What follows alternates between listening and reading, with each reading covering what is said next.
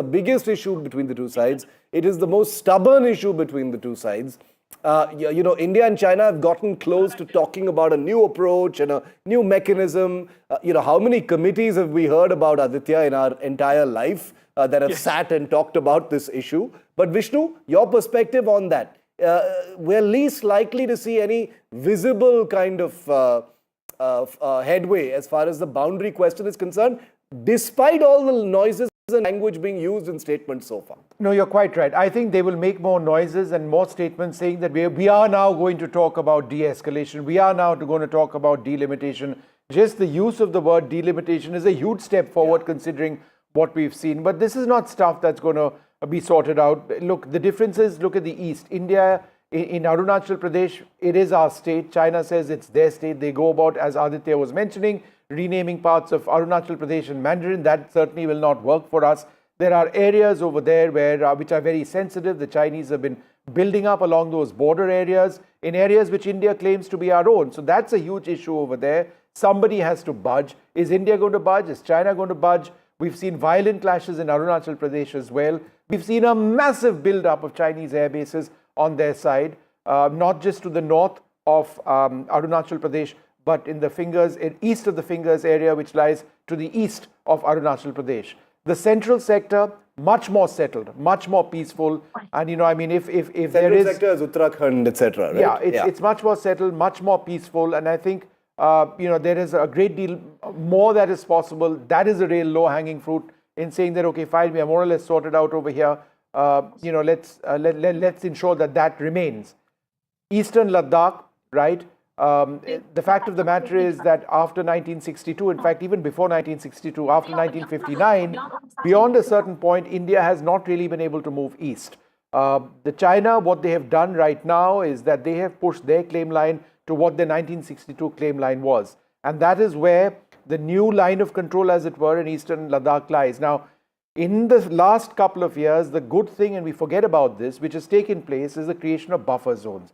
For example, on the north bank of the Pangong Lake, between Finger 3 and Finger 8, is an area which India says is ours, China says it is ours. So they very smartly said that neither side is going to occupy that area. In Galwan, we claim that the bend of the river in the Galwan Valley is ours. China says no, it's ours. So neither side does that. They're several hundred meters behind. And that has happened in other places as well, right? So that's a smart way in the Hot Springs area, for example, where both sides have de-escalated their tensions. But what we now want is a movement over here, because you don't just want buffer zones, you want some sort of disengagement over here, some sort of boundary over here. You can call it a line of actual control, but it's not a buffer zone. It then just sort of improves the status of that. So can that be done? Again, that's something both sides will have to agree on. And the point that everyone needs to be reminded is when the Galwan clash happened, and Aditya, I'll bring you in on this, it was the first time that there had been a significant violent escalation between soldiers on both sides since 1975. Since what happened in Nakula in Sikkim. That was the last time shots had actually been fired between the two sides. And even though no shots were fired in Galwan, the ferocity of the clash, which left 20 people dead on the Indian side, over 40 dead on the Chinese side, according to some reports, was one of the worst sort of non-war clashes between the two sides. So that needs to be kept in perspective as well, Aditya, that we are just 5 years out from what was, let's face it, one of the worst breakdowns in security on the border. Well, absolutely, Shiv. There's no compromise when it comes to sovereignty or security, especially of our armed forces who are protecting and at the LAC all across. What happened in Galwan was unprecedented, unheard of really in many, many years. In more than 4 decades, first, very, very gory violence being reported, violent clashes in which we lost 20 of our brave hearts. And there were unprecedented losses on the Chinese side, which never really came out in open. At least the exact number did not come out, or the martyrs were not given the farewell that they really deserved. But the question really here is that, will we forget Galwan? Clearly, no.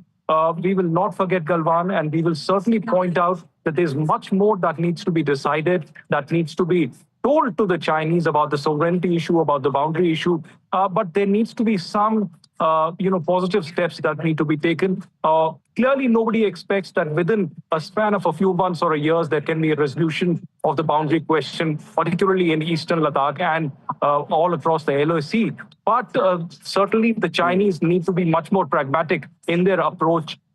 These boundary question talks that happen between the special representatives Ajit Doval and Wang Yi, it clearly cannot be only diplomatic measures. There needs to be much more, and there need to be steps that need to be taken, not just formation of the expert committees and the working groups, but there needs to be practical on-ground steps taken by the militaries of these both countries. And that will only happen when China realizes that you can't always have an expansionist tendency. But when you have historical ties with India, you need to build on that momentum, especially in this time in history. No, absolutely. And that's salami slicing of territory, which we've seen not just along the frontier with India, but what has taken place in the north of Bhutan. A completely, totally, 100% defenseless country, in the Doklam area, since both sides actually moved back. I was in China several years back when the Doklam issue, Aditya, was being resolved. I was actually on CGTN TV. And then in a panel discussion, I found the Chinese anchors being particularly aggressive towards me. In the course of that recording, Shiv, in the course of that recording, an agreement was arrived at. And within the next 5 minutes, the tone of the anchors was extremely conciliatory with me. Interesting. I mean, I think that also, the story you've just told us, Vishnu, also shows that the talks between India and China, whether they're going to arrive at something that nobody expects, happens until the last minute. I actually want to, try and understand what happens inside these meetings, Vishnu. Who all are inside that room? Aditya, inside that room, inside that, the venue at that hotel in Tianjin, where the two leaders are meeting right now, who all are in there with them? Just so our viewers know. Well, there's no confirmation on External Affairs Minister Jaishankar, that I can tell you. We're not sure if Jaishankar is there because there were reports. We've got the first pictures on air, Aditya. You can keep going, but we've got the first pictures on air of the Prime Minister arriving at the venue for that. Vishnu, this is the Prime Minister arriving at the venue for that bilateral. Yeah. Remember, it's not taking place at the SCO venue, as Aditya was mentioning. It's taking place in the hotel where President Xi is. Prime Minister Modi has gone in over there and with his delegation.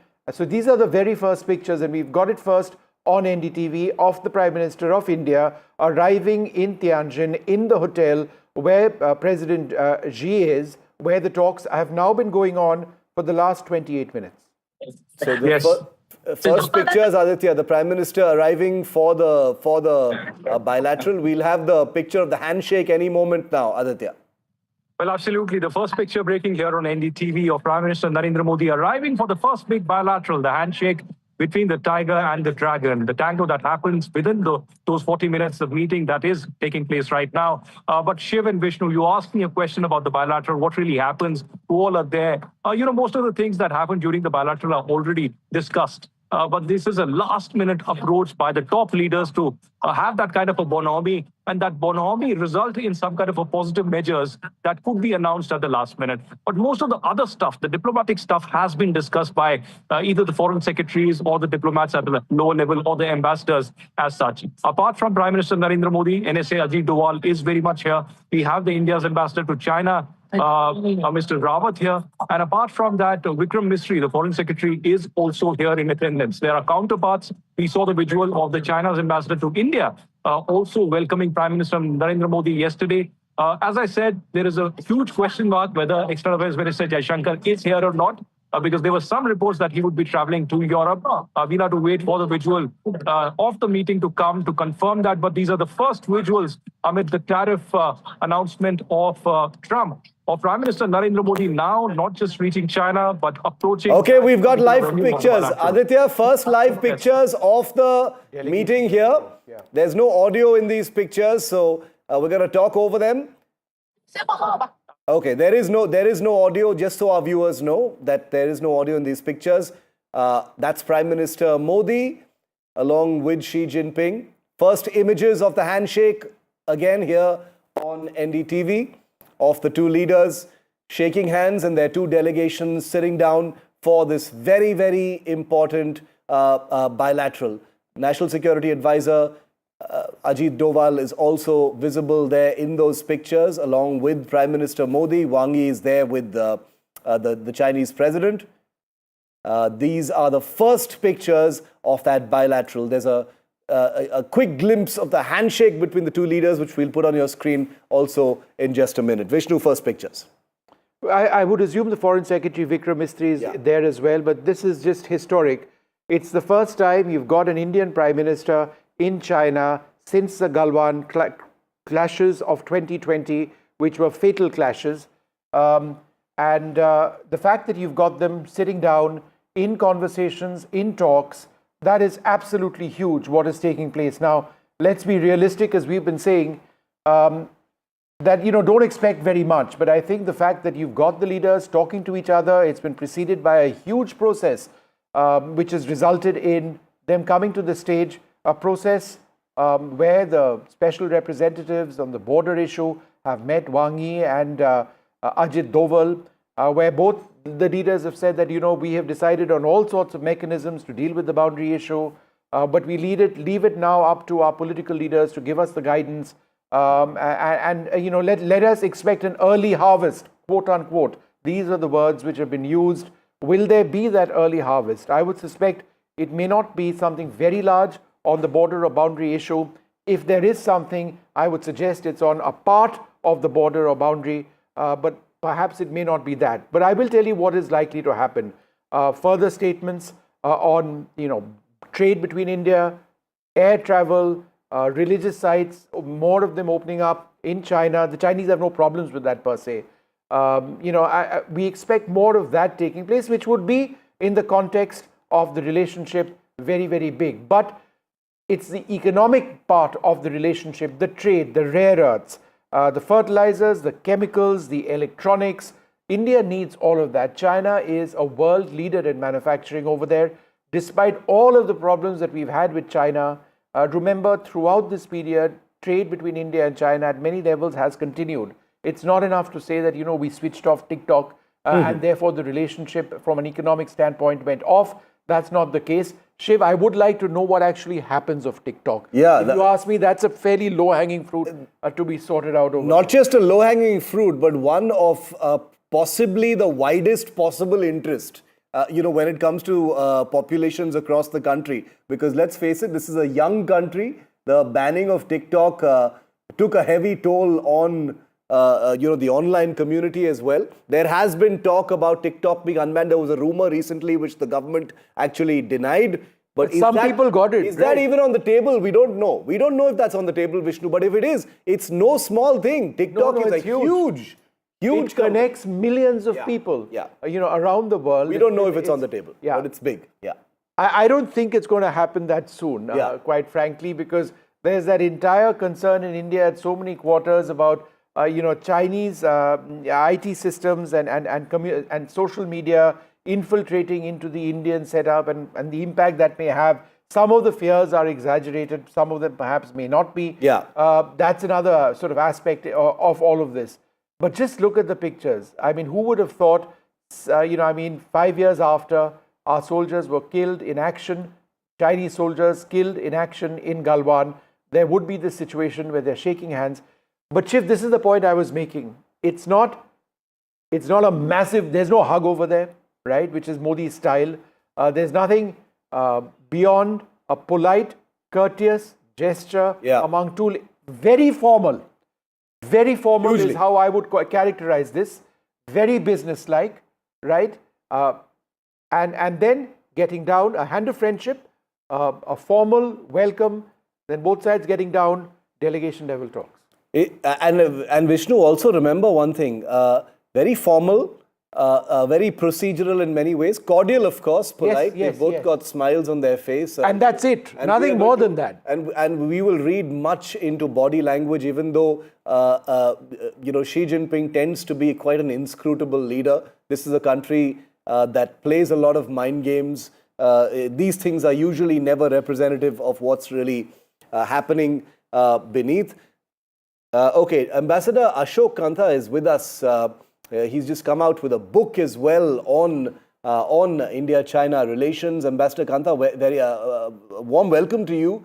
You've Thank you. joined us live just as these pictures have dropped in, sir, of the handshake between Modi and Xi Jinping. I'm not sure you can see the pictures yourself, but you can well imagine. No, I can see pictures. You can see the pictures. Tell us, Yeah. tell us what's going on. How do you read what's happening between the two leaders in this sort of photo op, but also the larger question of what you're expecting from this engagement, sir? Well, photo op, I think Vishnu has characterized it quite well. It's a sort of business-like, matter-of-fact handshake. Neither side showing too much exuberance. I think that's very befitting. It's an important meeting, no doubt about it. The Prime Minister is visiting China after a gap of 7 years and under unusually difficult circumstances when our relations with the USA are under considerable stress and there is a process of rebuilding relations with China which is unfolding. But this is going to be a step-by-step process. There are difficult challenges. I heard earlier you discussing TikTok and those apps which were banned. That is just partly illustrative of the nature of problems, but partly also concerns we have vis-a-vis China. Yeah. Security concerns, other concerns. So this will take time. What we are doing now, as I can understand, a dual track approach. On one side, we are putting greater primacy on border related issues. During last meeting of special representatives, we agreed to explore, early harvest and also, start the process of discussions on principles of de-escalation. And in parallel, we will move ahead with what we call people-to-people contacts and economic engagement. But if I could just enter a word of caution there, since you were referring to early harvest earlier, this is something we had explored with China. This is a Chinese proposal. At that time, it was limited to Sikkim sector alone. And after very careful consideration, we had turned down the proposal. No, but Ambassador because we didn't Kanta, could you clarify? Sikkim has a border, right, with China? Yes. And Nathula Pass is the major pass through where the border stands. And then east of that, Yeah. of course, is Doklam, which is Bhutan, as far as we are concerned. So in terms of low-hanging fruit, or what the Chinese actually call early harvest, those words find mentioned in our agreement, in our document as well, what are the other parts of the boundary which can be made into a border? Vishnu, if we go as per understandings contained in Agreement on Political Parameters and Guiding Principles, April 2005, I happen to be lead negotiator for that. It envisages a package approach where we look at all sectors of boundary. We were not inclined to look at piecemeal approach limited only to Sikkim sector. As a via media, we had discussed possibility. At the minimum, we must settle both Sikkim and middle sector.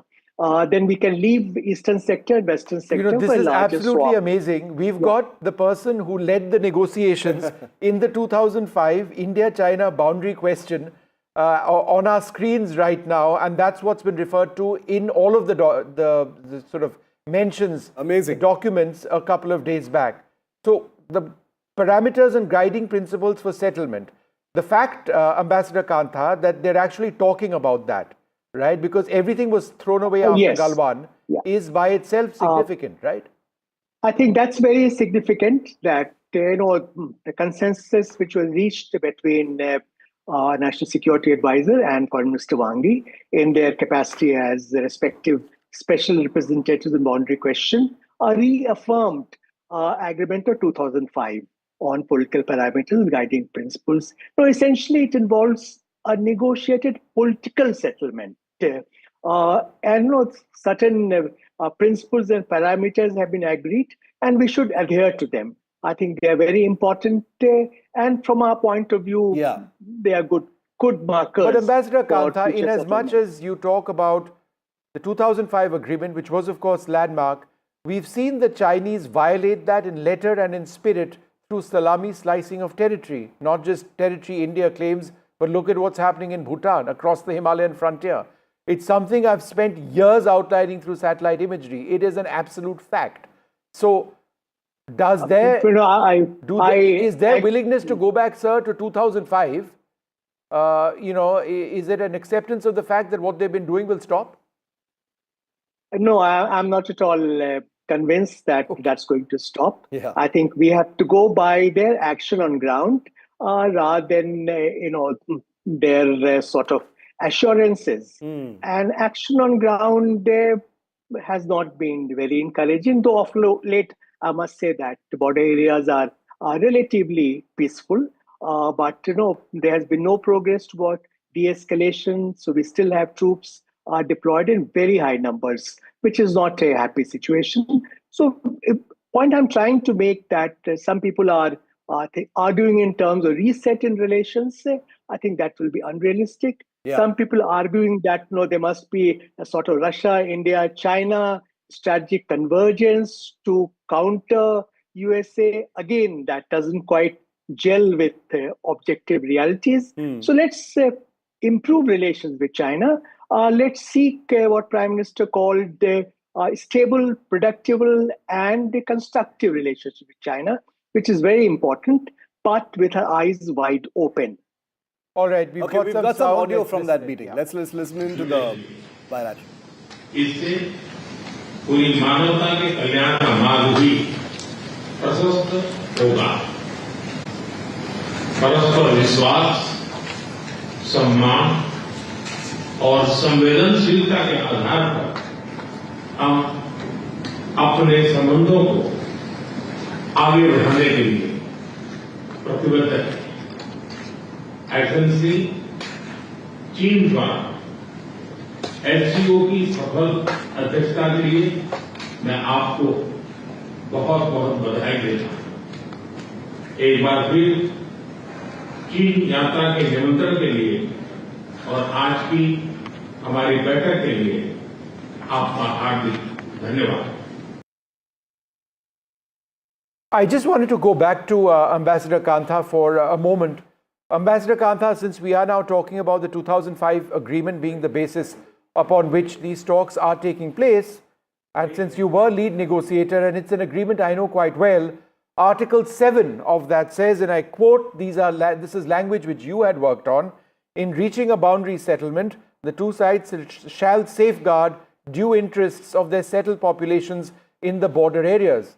Why is this important? This is important because what China is doing is that they've been building villages in areas, including in areas which we claim to be our own, making villages over there, right, 100 home villages, and then saying that this is ours, and therefore they are going around Article 7 by saying that this is our settled population. I make a village, I therefore claim I have a population there. Does this not violate the letter and spirit of this? But just to give you background, why we were keen on, this was our proposal that we must safeguard the interest of our settled population. Because as you know, Chinese would like us to see Tawang and some other areas. To safeguard that, we pushed them. This was literally the last article of the agreement to be agreed upon. I'm aware of what they're doing, so-called Shaokhang or wellness villages they're setting up. Well, most of them are not on our side of the line of actual control. Boundary, yes, because they're doing in Aksai chain also, areas which we believe belong to us. But in terms of changing the alignment of line of actual control, so far, I don't think there has been any big impact. They are constructing these villages on a much lower scale. We also have our Vibrant Villages program. They are sort of solidifying their control because these are really dual-use villages. They're not just villages. They're also meant to be part of their defense strategy. So we have to monitor it very closely. If they try to develop certain villages on our side of line of actual control, we must prevent that. I'm aware that in Bhutan, they are developing villages on Bhutanese side of the boundary. Yeah, very much so. So, Ambassador yeah. Kanta, one more question, because I think it's important that we get into the nuances of the boundary discussion between India and China. In Arunachal Pradesh, we have the McMahon line. That is the boundary as India sees it. And now there is a line of actual control in Arunachal Pradesh as well. The part I don't understand is, when did we have an LAC in Arunachal Pradesh which was different from the McMahon line? I thought at one stage they were synonymous. Yeah, actually, if I could explain, China also agrees that the line of actual control is basically along McMahon line boundary. But we differ on interpretation of McMahon line boundary. Our interpretation is that it's the highest watershed in the area, and this was, Henry McMahon's idea also, as explained in his final memorandum. Whereas China would like us to transpose very small scale maps on current metric maps, which is illogical.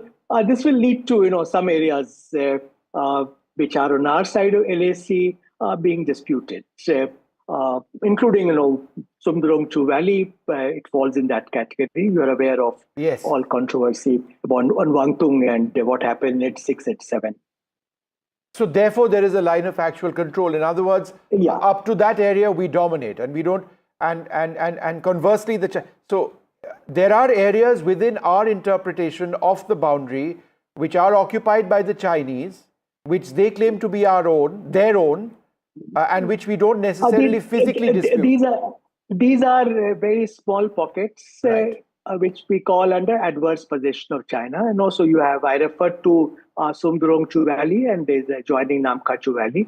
There are some area there. There's another pocket called Longju is there. Then some parts of Shiomi as well.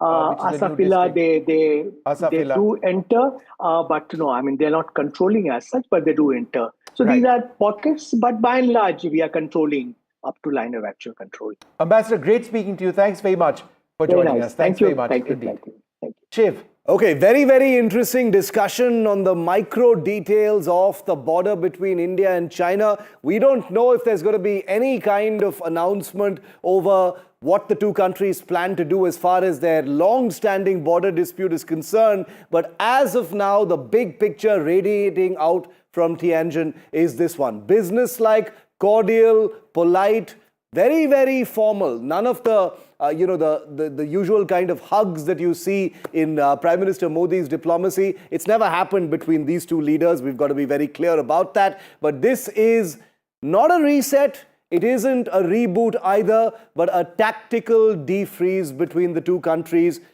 with both sides seeing benefit in trying to normalize things between the two countries. President Trump has played... Prime Minister. And we are just going to play out on what he said in that what he said in this meeting, Vishnu. That's right. Yeah.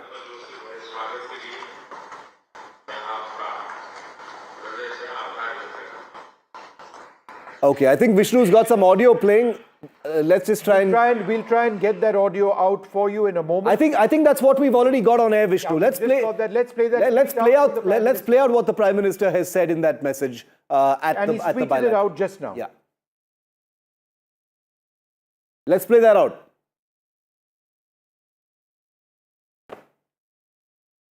All right, we'll come to that in a moment, but these are remarks made during the meeting of the Prime Minister with President Xi Jinping. That is out now. We will try and sort of bring you details of that in just a few moments from now. You guys are just not able to keep. But let's continue with our programming on this. We will try and get you what the Prime Minister has said. This is important because the meeting now has gone on for, I would suggest the meeting might actually have ended, but we will try and confirm that in a little while from now. Let's listen into what the Prime Minister said. हमारे गर्मजोशी भरे स्वागत के लिए मैं आपका हृदय से आभार व्यक्त करता हूं। पिछले वर्ष कल्याण में हमारी बहुत ही सार्थक चर्चा हुई थी। हमारे संबंधों को एक सकारात्मक दिशा मिली। सीमा पर डिसएंगेजमेंट के बाद शांति और स्थिरता का माहौल बना हुआ है।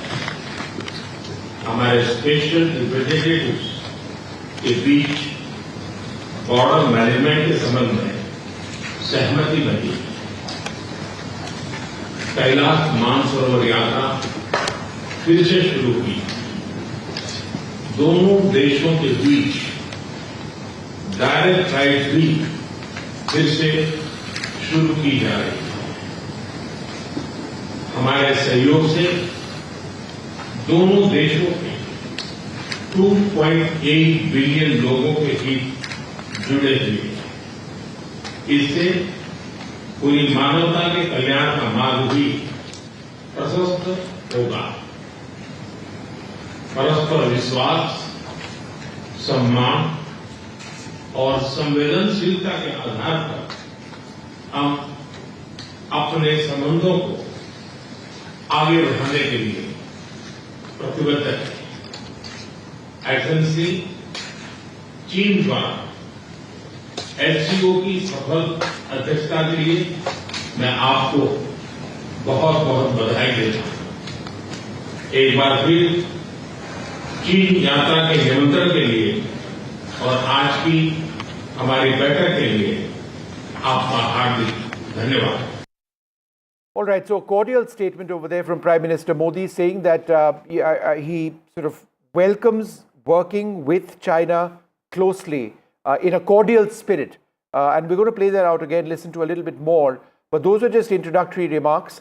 Einar Tangin joins us as well. Rubinder Sachdev, a foreign policy expert. General KJS Dhillon, as well as Dr. Jayajit Bhattacharya. Thank you all very much for being with us. Einar Tangin, this is the moment that all of us have been waiting for. Your thoughts on the first remarks of Prime Minister Modi, which, I mean, in Hindi he seemed to say that, he seemed to suggest that both countries need to work together in a conciliatory spirit. I think that's the initial statement. By no means the sum and substance of what has been said, but your thoughts? Yeah, this is a moment of optics. It's really, I think, sending a very strong message to Washington, D.C. For their kind of arbitrary actions towards India, which I don't think anybody in India can concretely tell me why Donald Trump has turned on a relationship that in his first term he was trying to nurture. That's one part. But the other part is the longer lasting one, and that is the relationship between these countries, but not only these countries. Remember, Donald Trump has put tariffs on 180 countries, including some penguins who are quite confused. So at this juncture, India has an opportunity. It was the one that's India started the non-aligned movement. We are at a time when a bully is, striding the world stage, literally trying to take everyone's lunch money for no apparent reason. Right. India can stand up to it. India has been the balancing power both at the SCO and BRICS. And I would suggest that the reason that Washington is acting the way it is that it wants to pummel New Delhi into submission. It's concerned that if India leads the non-aligned world and tells the United States that that's the end of it. You can impose tariffs as much as you want, but they have to be uniform across all nations. You're not going to divide us in that old colonial game of having us go against each other. This would include China and Russia and many others. But it's an opportunity to stand up, to be counted, for Modi to take the mantle of leadership. And I think this is really what keeps Washington up late at night. I just wanted to introduce Professor Sierra Claire, who also joins us. Go ahead, Chief.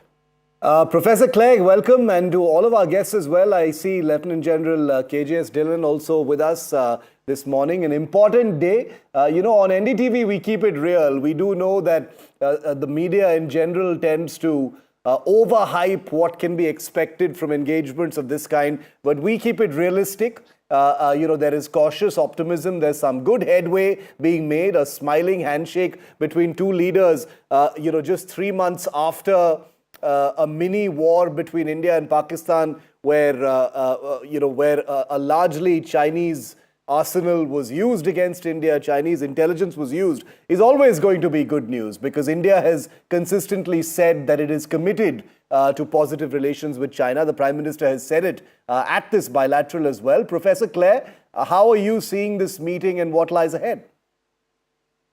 Yeah, I think, of course, India has to engage with China as well as, other countries in Asia, just as the U.S. engages with China. I'm not sure of the significance of this organization, the SCO. Some people are talking about that it's sort of supposed to be a counterweight to NATO, although we haven't really seen any indication that they would be capable of doing anything in that regard. So, as you said, the Prime Minister is there and he's talking to the leader of China, and the U.S. as well has maintained dialogue with the leader of China. General Dhillon, as a soldier, are you, I don't know if suspicious is the right word, are you wary of all of these developments? Shiv, good morning, and good morning to the fellow panelists and all your viewers. See, all these are very good things which are happening. As you're meeting the Prime Minister going to China and interacting with them for first time in the last 7 years, especially after Galwan, especially after Sindoor, which you referred to, where Chinese technology and Chinese intelligence were used against Indian state. So having said all that, and the border or the LAC issues, which were being very nicely brought out by Ambassador Sharda, being not resolved to the fullest. But having said that, what brings to the table in this SCO meeting is it's a 43% of world's population together. It's 1/4 of a world's global economy. And that is what is the composition of this group. But again, none of them have a shared objective with each other as part of this group. India is the only practicing democracy, 100%. Rest of them are only democracies in, bits and pieces. But as it is, we are in the times of uncertainty in the policies. We are in the time where, world is being shaken to multipolarity. And the multipolarity, the three major poles, the three major nuclear powers, Russia, China, and India, are part of this group. So all these are things, but we have to tread with caution. We have to tread with caution on long-term sustainable realignments. Sure. One meeting does not, make a way for the long-term realignments. It takes a lot of self and mutual confidence. The mutual trust is missing. There's a trust deficit, especially after the LAC incidents and Operation Sindoor, and of course the long-standing boundary dispute.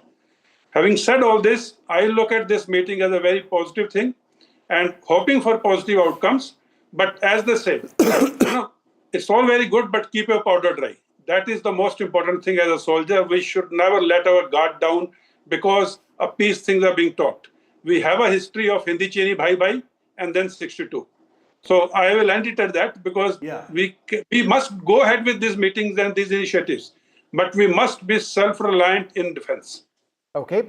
The forward movement is that the two sides are engaged, and as long as they remain engaged, and let's remember, Vishnu, that the two sides have remained engaged and held periodic, rounds of talks right through their entire standoff. Military level talks in dozens of rounds. That's right, dozens of rounds of keep talks. the peace essentially on the ground, very tactical level, this area. Yeah. Let's get a word in from Dr. Jayajit Bhattacharya, President of the Center for Digital Economy Policy Research as well. Dr. Bhattacharya, that meeting is still on, we understand, between Prime Minister Modi and President Xi Jinping. Much has been said by way of what the takeaways might actually be. But how are you, as an overview, seeing this handshake and what it might lead to? Just as in domestic politics, there are no permanent friends and no permanent enemies, and the Lieutenant General was kind of hinting at that. Similarly, in geopolitics, there is no permanent enemy and no permanent friends. It'll keep shifting. Are we moving from the Russia camp to the US camp to the China camp? or moving towards the Russia camp. Well, the fact of the matter is we are 16% of the global population. Now, within the SCO, if you look at it, between Russia, China, and India, we are 95% of the SCO economy. We are a significant part of the landmass. And therefore, it is basically a grouping which is around the interest of Russia, India, and China, and others will be falling in. And it's for the others to decide whether they want to be part of this grouping or they want to be part of the US grouping. But one of the sobering thoughts is that the US is still larger in terms of economy than the key members of SCO. So the SCO is more turning out to be a counterweight to the US. Most people who have a beef in terms of most nations who have a beef with US are moving toward SCO.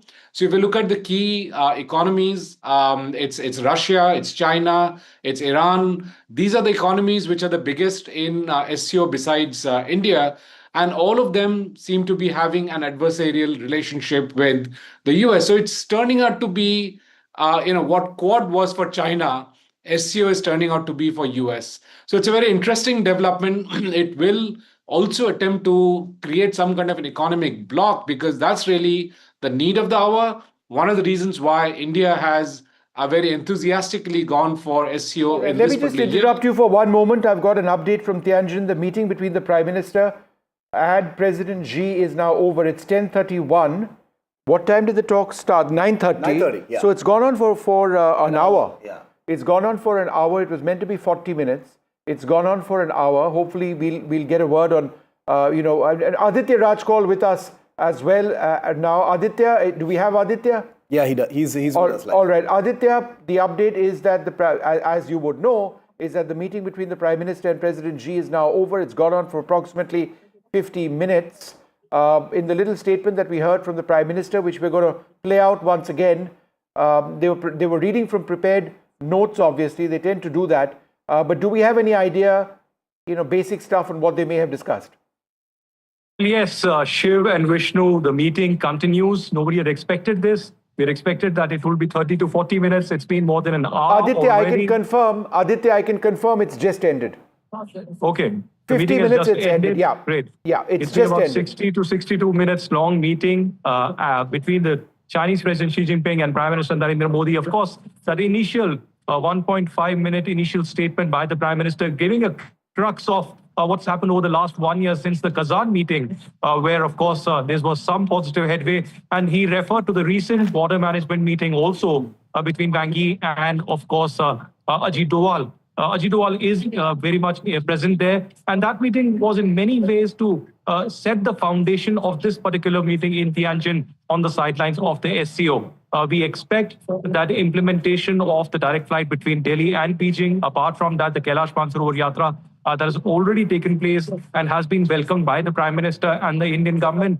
And apart from that, there is relative peace right now. There's a status quo after the border management talks. But this needs to be taken to the next level, not just the expert groups and the working committees, but also implementation down on ground. But there are various technical details that one has to go into, and these are military level engagements that need to also happen side by side with the diplomatic talks that are happening. So we expect a statement that will come out, whether this will be in the form of a text or we will see a foreign secretary speaking towards the evening. That needs to be clear. But we do know that there is a press conference from the India's Ministry of External Affairs that will take place around 6:30 p.m. India time. It will be around 9 p.m. here in Tianjin. But yes, all eyes on what are the agreements that have been made and what exactly would be the consensus and the roadmap that India and China arrive at from here in Tianjin on the sidelines of the SCO.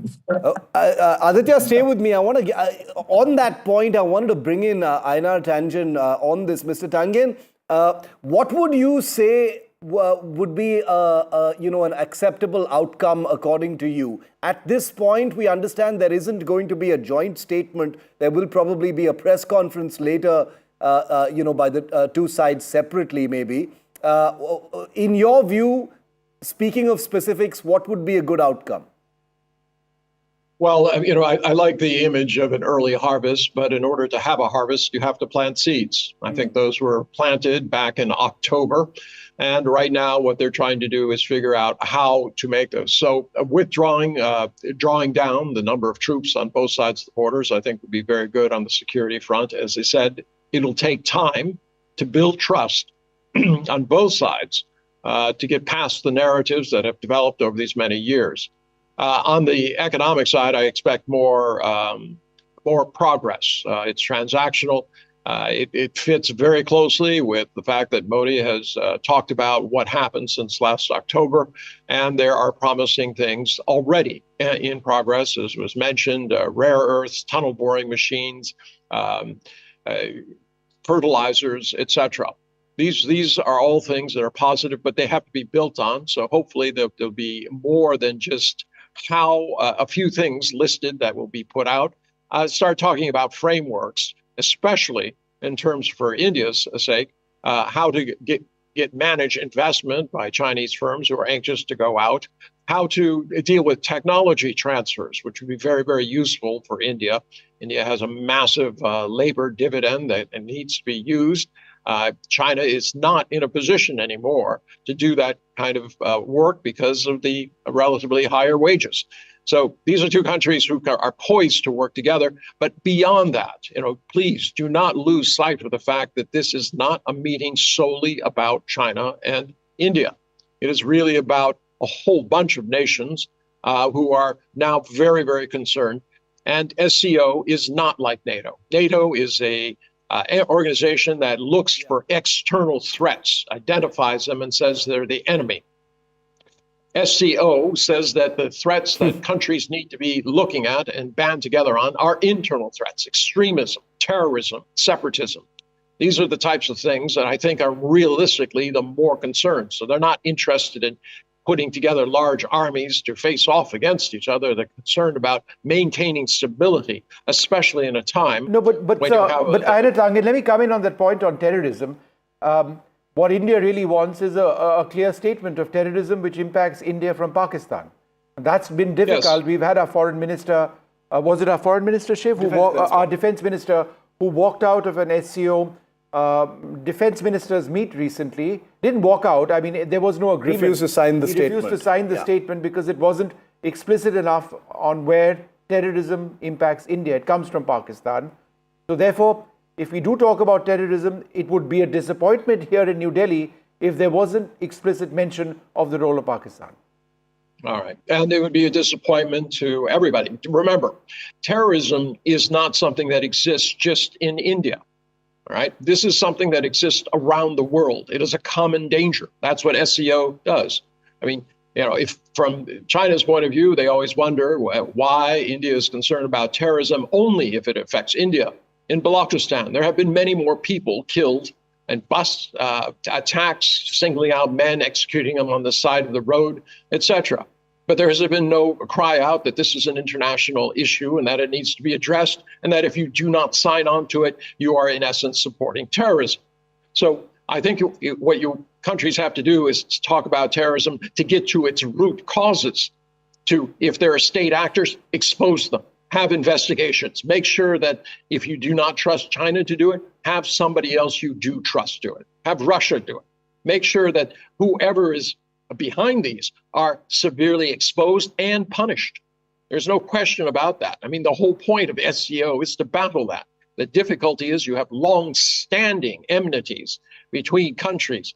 Those need to be resolved, or you're going to have this situation where, once again, the colonial powers are using these divisions in order to divide and conquer. Okay.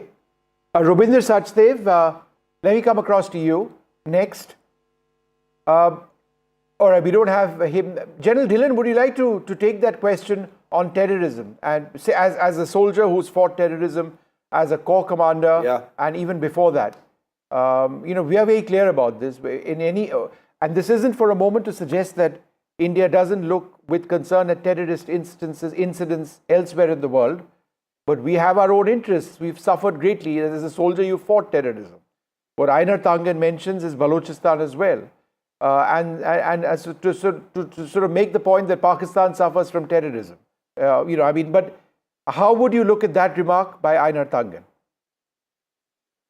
Thank you, Vishnu. And firstly, coming specifically to your question and the comment made by the previous panelist, what is happening in India, the terrorism is being sponsored by Pakistan as a state machinery.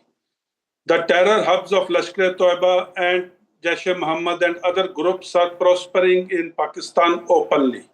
They are there with their names, and the global terrorists are roaming around free in Pakistan openly.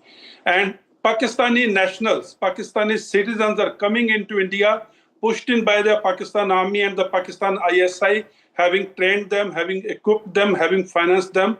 Pakistani nationals are coming inside Indian territory and carrying out terrorist acts.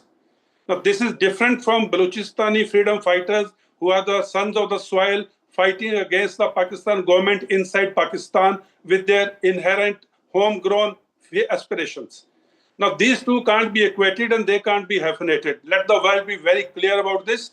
India's terrorism is sponsored by Pakistan, trained in Pakistan, equipped in Pakistan, financed in Pakistan, manned by Pakistanis, headquartered in Pakistan, and pushed with the active support of Pakistan Army under ceasefire violation inside Indian territory. Now, there's a difference here. A Balochi freedom fighter, son of the soil, aspiring to create an independent state within Pakistan, fighting that government is absolutely a different thing. They can't be equated, and let there be no doubt about it. Okay. Now, having said yeah, go ahead, General. Other thing which I expect, sorry if you, sorry, okay. No, General, carry on. Yeah, other thing which I expect from SCO meeting is more, see, like someone said earlier, early harvesting is, jo ho sakta wo kare. The disengagement has happened in few areas. I would expect the disengagements on the line of actual control and the international boundary to be complete in all sectors, and we go back to a particular deadline. Thereafterwards, the confidence building measures and further deliberations can bring us the ultimate solution. If you're thinking of ultimate solution in this meeting, sorry, I don't think that will happen. First and foremost step is disengagement at all the points of conflict, including the Fingers area, including Galwan and other areas. That is the second thing which I expect from this meeting. And first one, of course, we discuss the terrorism where Pakistan must be called out. And as Vishnu had just said, our defense minister refused to sign the defense minister's meeting document because Pakistan was not named. And Balochistan's reference, as done by the previous panelist, was made. So we are very clear on that. And third thing, which may not be my domain, is that we need to bring down the trade deficit, which is now nearing 100 billion, to offset the tariffs which Trump administration has enhanced. And that would be a good neighborly gesture where the trade deficit is brought down. We are able to export more items to China. And then people-to-people contact, as was also brought out during the introductory remarks by the anchors, that also must also increase. So these are few reliable or realizable expectations. And most important for India is Pakistan's act of terror against India must be called out. Einar Tangen, do you want to respond to that? I'm surprised that somebody in the military is defending terrorism. You might say that these are freedom fighters, but the fact is when they pull people off of boats, a bus, and indiscriminately shoot them in the back of the head, I don't think that's military. These are civilians. And I'm shocked, actually shocked, that you would even think that that's appropriate to defend. Now, they might have their own ideas about independence, etc. But the means are terrible. That's like saying that somehow somebody doesn't like India, they have the right to execute people who are just going on a peaceful pilgrimage. In terms of this idea that somehow, the general thinks that everybody needs to do something for India. That's nonsense. You don't make a trade by saying, what are you going to give me? All right? There has to be mutuality. You did not mention one thing where India was going to do something for China. You assume that somehow everyone needs to bow down. And this is the parochial view which is holding India back. India needs to be a leader. It needs to think beyond itself, to go back to this time when the non-aligned movement was started, when it meant something. This is the culmination moment when India can step forward, be a major player, change the world, deal with the bully in Washington, not sit around and saying, what are you going to do for me? Okay, hang on a second. General, do you want to respond to that? India needs to have something on the cards for others, in this case, China. It's not enough to say that we want this and we want that. No, absolutely. So China's beef with India is that we have not General Dhillon, go ahead. Yeah. A point of equating terrorism in India with Balochistan movement. So that is not state-sponsored. Indian terrorism is state-sponsored by Pakistan, funded, equipped, trained. The cost of reputation, I'm saying. And Pakistani nationals are coming inside Indian territory and doing the terror acts. And these two cannot be equated. And this is what I have to respond. Otherwise, yes, when you are engaging with a country of two sizes, which are 1/6 of the world in their own domain, China and India, we both have 1/6 of the world's population. Naturally, there will be give and take. Bilaterally, there will be give and take, but on the point of terrorism, we are very clear it is Pakistan which is the fountainhead of terrorism all over the world. Okay, Dr. Jayajit Bhattacharya, you had a point to make. Go ahead. Yeah, I mistook you that the question is for me, and I was agreeing that there are issues that China believes is open from India's side. The border issues is one of the points, which is what the Lieutenant General was talking about. We need to obviously sit down and resolve it. It is tricky. We haven't been able to resolve it for over 70 years. But hopefully, between India and China, if we resolve some of these border issues, perhaps we can have India emerging as one of the poles in the world. And obviously, as we keep saying, it's a multipolar world. We can't be putting. All right, I'm interrupting you now because we've got some breaking news on what exactly has taken place in the meeting. And it goes like this.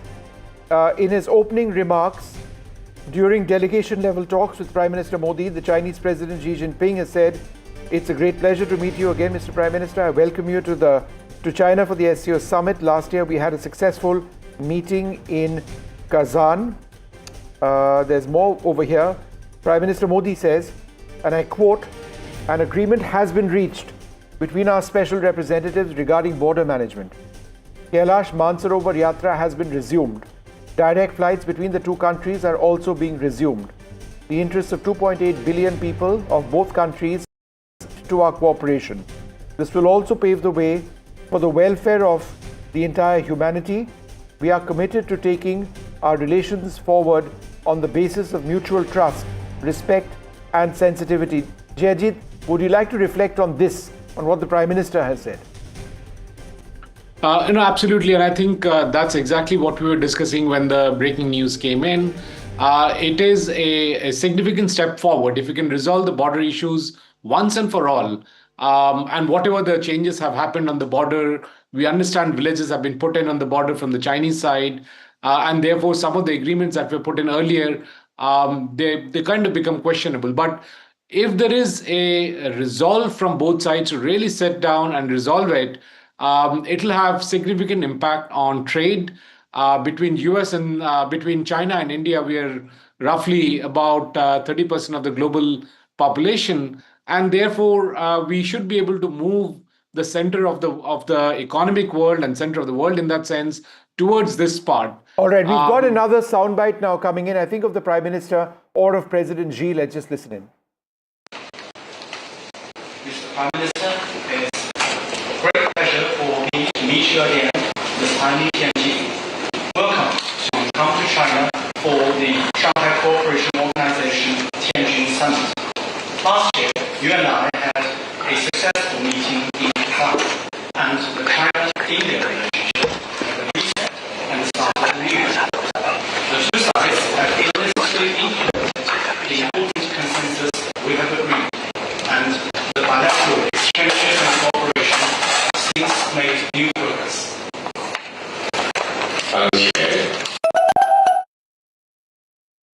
All right, so that was just a statement from Xi welcoming Prime Minister Modi. Let me go back to Einar Tangen.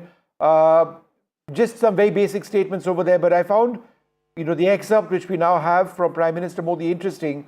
where he says, and I quote, "An agreement has been reached between our special representatives regarding border management, and the Kailash Mansarovar Yatra has been resumed." So that we know has been resumed, so that's great. But the key part, the key takeaway is that an agreement has been reached between our special representatives regarding border management. Your thoughts? I think that's not a complete solution. I think what they're talking about is a mechanism to address the troop drawdown. So I don't see this as a major issue. It's just saying, look, baby steps, one step at a time. Trust is important. Trust was destroyed on both sides. And at this juncture, you have to rebuild it. You have to have a mechanism to do that. You have to have communications. And I think that's what he is conveying. And I think it's the right message. We've also got more of what the Chinese president has said.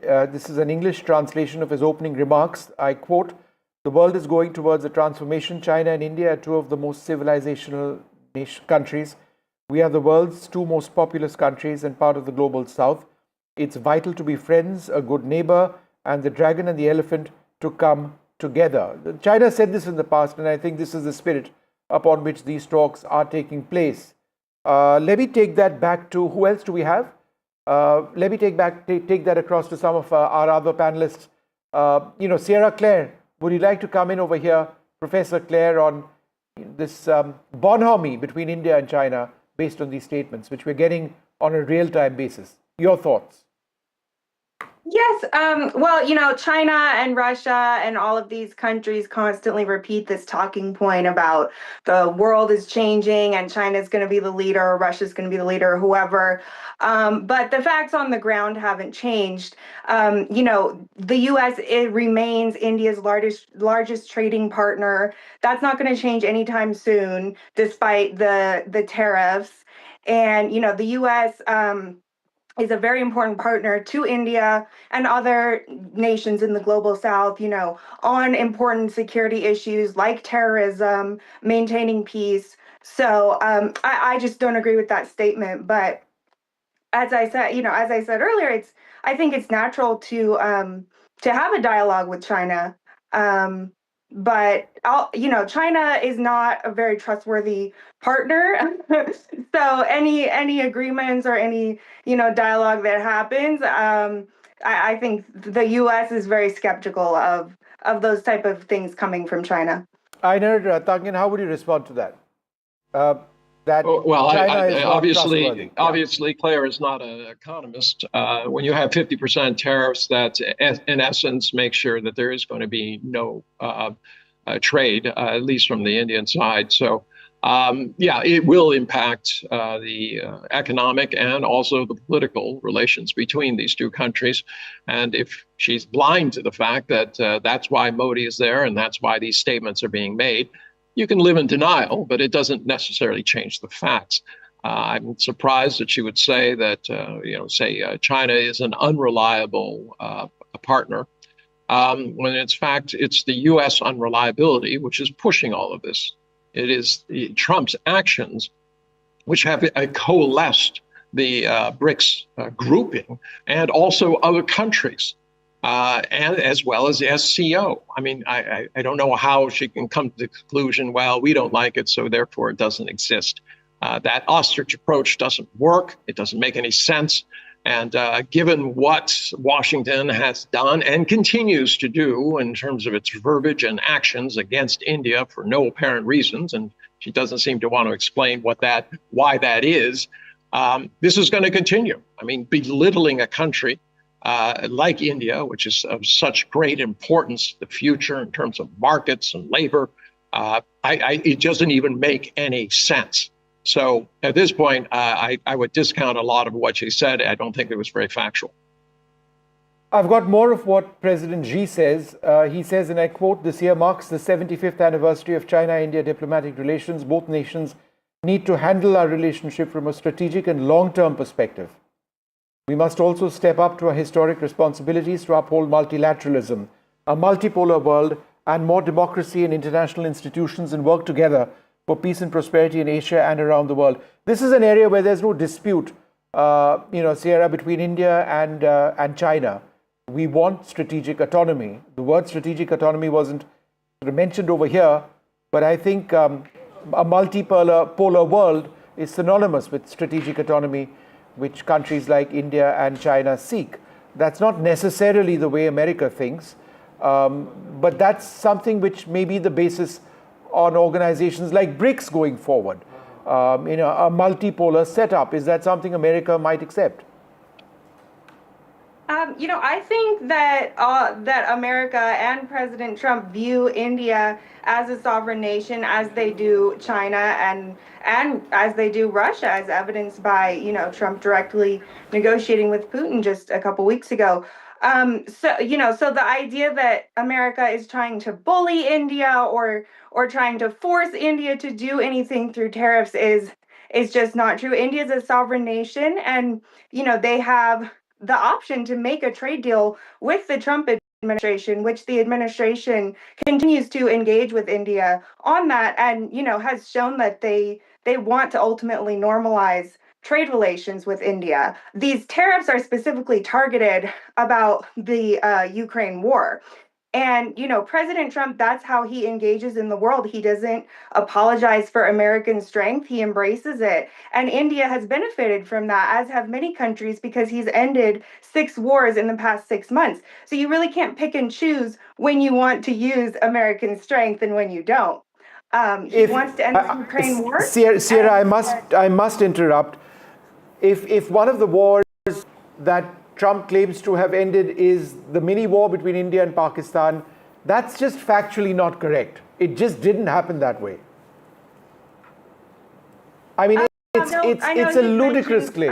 Several wars that he's been a key piece in ending or resolving disputes. Were you including the one between India and Pakistan, which on a weekly basis he says that he ended, when we can tell you as independent journalists, both of whom happen to be covering national security, me for 30 years, Shiv for 25 years, that is not the way it happened. Trump did not bring India to the ceasefire table or Pakistan. It was Pakistan that came to the ceasefire table. There were very important conversations between the US Vice President and Indian leaders over here, but the peace process wasn't because of that. The peace process happened because Pakistan said, let's end it. It's not because America told India, you end it as well. They may have suggested that, look, guys, work it out. But India was not bound by that American call for peace, which was a very decent and expected call for peace. But Trump seems to say that he ended the war. He didn't. I don't think President Trump says that he ended the war alone, but he certainly includes it as one of the disputes that he was, a key piece in bringing about the resolution of it. All right. Okay, fair enough. Any further thoughts from Einar Tangen before we move ahead? Einar? Well, you've heard it. I mean, you're just trying to rewrite history. Trump was not a key player in this. This was something beyond him. And if you start looking at all the quote wars that he's ended, they're still fighting. So you tell me there's lots of rhetoric, but what's the reality? And this is the problem. This idea that she says that the U.S. is not bullying the world when you send out 180 letters, including to penguins, saying that you're putting tariffs on them. This is not a diplomacy. This is not responsible statecraft. This isn't even an economic a solution. It is just pure bullying. The biggest kid in the classroom going around and stealing people's lunch money. It's disgusting. All right. We have Xi Jinping saying that the elephant and the dragon should come together. He says it's vital for the elephant and the dragon to come together. We, of course, prefer to call ourselves the tiger, I think, which is more. No, I don't think there's anything wrong with the elephant. There's nothing the wrong elephant with is it. an immensely powerful animal. There's nothing Shiv wrong. and I have had a disagreement about this yesterday. I wanted imagery of an elephant and a dragon, and he insisted that it should be a tiger and a dragon. I see mind games in that, but let's play out what the Chinese president just said. 相互成就伙伴，实现龙象共舞，应当是中印双方的正确选择。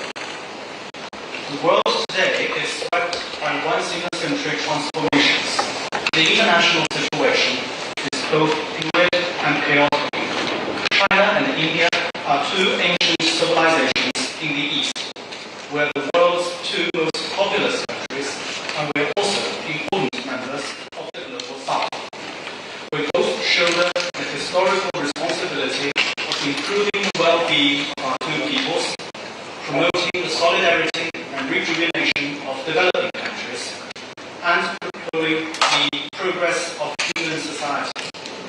It is the right choice for both sides to be friends who have good neighborly and amicable ties, partners who enable each other's success, and to have the dragon and the elephant dance together.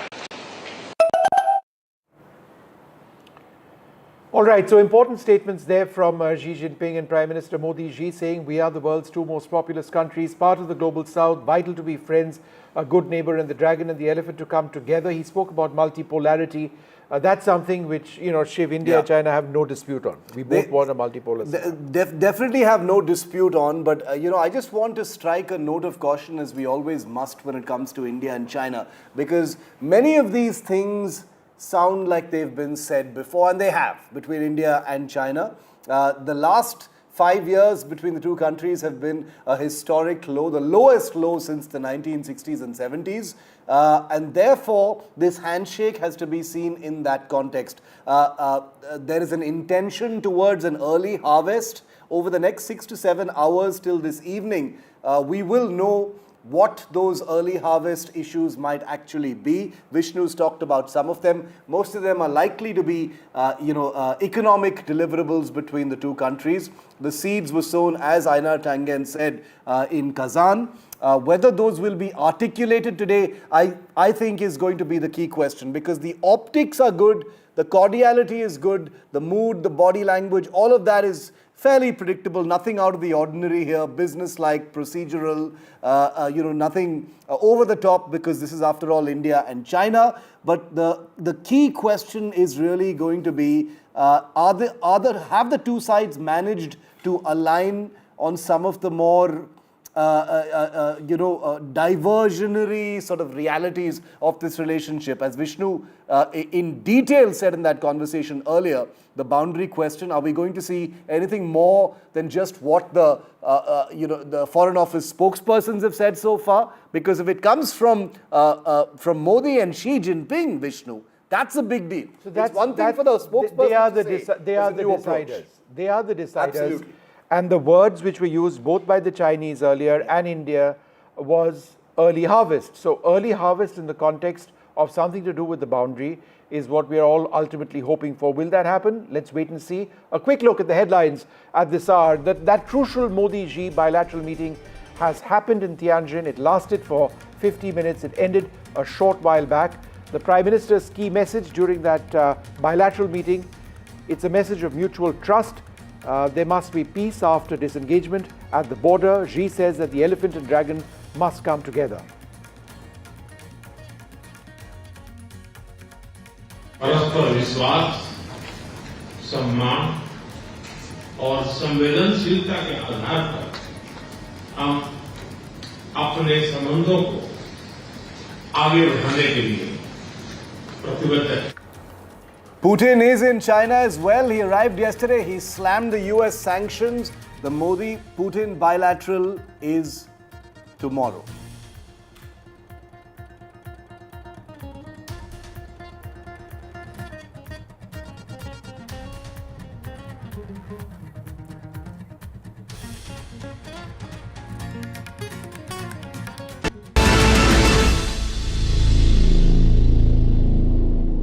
Good morning, everybody. Prime Minister Narendra Modi and Xi Jinping have held a bilateral meeting lasting approximately 50 minutes on the sidelines of the Shanghai Cooperation Organization in Tianjin. This is absolutely huge. It comes in the context of Galwan. Remember, in 2020, there were fatal clashes, military clashes between India and China in eastern Ladakh. Relations plummeted to a near-war situation between the two nuclear neighbors. But now there appears to be a rather deliberate reset. They've held a bilateral, the leaders on the sidelines of the SCO. It lasted more than 50 minutes. It's the Prime Minister's first visit to China after 7 years. Speaking at the meeting, the Prime Minister said, and I quote, "After the disengagement on the border, an atmosphere of peace and stability has been created, and that an agreement has been reached between our special representatives regarding border management." So he used the word disengagement, right, Shiv? Yeah. He did, and that's interesting because does it indicate that there is possibly going to be some kind of a takeaway as far as the boundary question? There has been disengagement. Yeah, he said that in his comments at the bilateral itself. So you see, again, for the benefit of our viewers, there are two things over here. It's so important to remember: there's disengagement and there's de-escalation. Disengagement is when soldiers move away from their eyeball-to-eyeball contact in areas where Indian and Chinese soldiers are really high altitude places in Ladakh and elsewhere, face off. That's disengagement when they move back. They move back just a little bit. And then there's de-escalation is when they move back hundreds of kilometers possibly, and then de-escalation itself is part of resolving the boundary issue. What the Prime Minister has said, and I quote, after the disengagement on the border, that seems to indicate the first layer. At least in some places, there's been some disengagement. An atmosphere of peace and stability has been created. So these leaders, Shiv, are operating in their talks with that having been achieved. Yeah, the two places where complete disengagement hasn't happened yet, even at the smallest levels, of course, are in Demchok and the Depsang plains in the north. But the other areas, disengagement has been successful. That's what the Prime Minister is actually acknowledging here.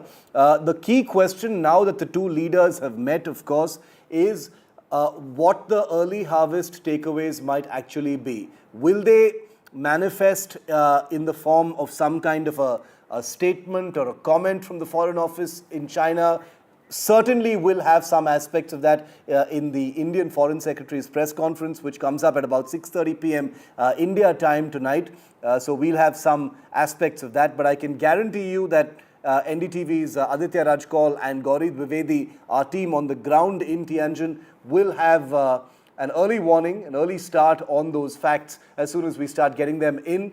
They're speaking their sources, in case you wondered, right now in Tianjin. So they'll be plugging into this coverage in just in a few short moments from now. We're going to have more experts joining us as well. But I want our viewers for a moment to look at these pictures. This is not the first time that Xi Jinping and Modi have shaken hands. They've met many times in the past, even since Galwan. They have met on different occasions. They've met in Bali, they've met in Kazan, they've met elsewhere.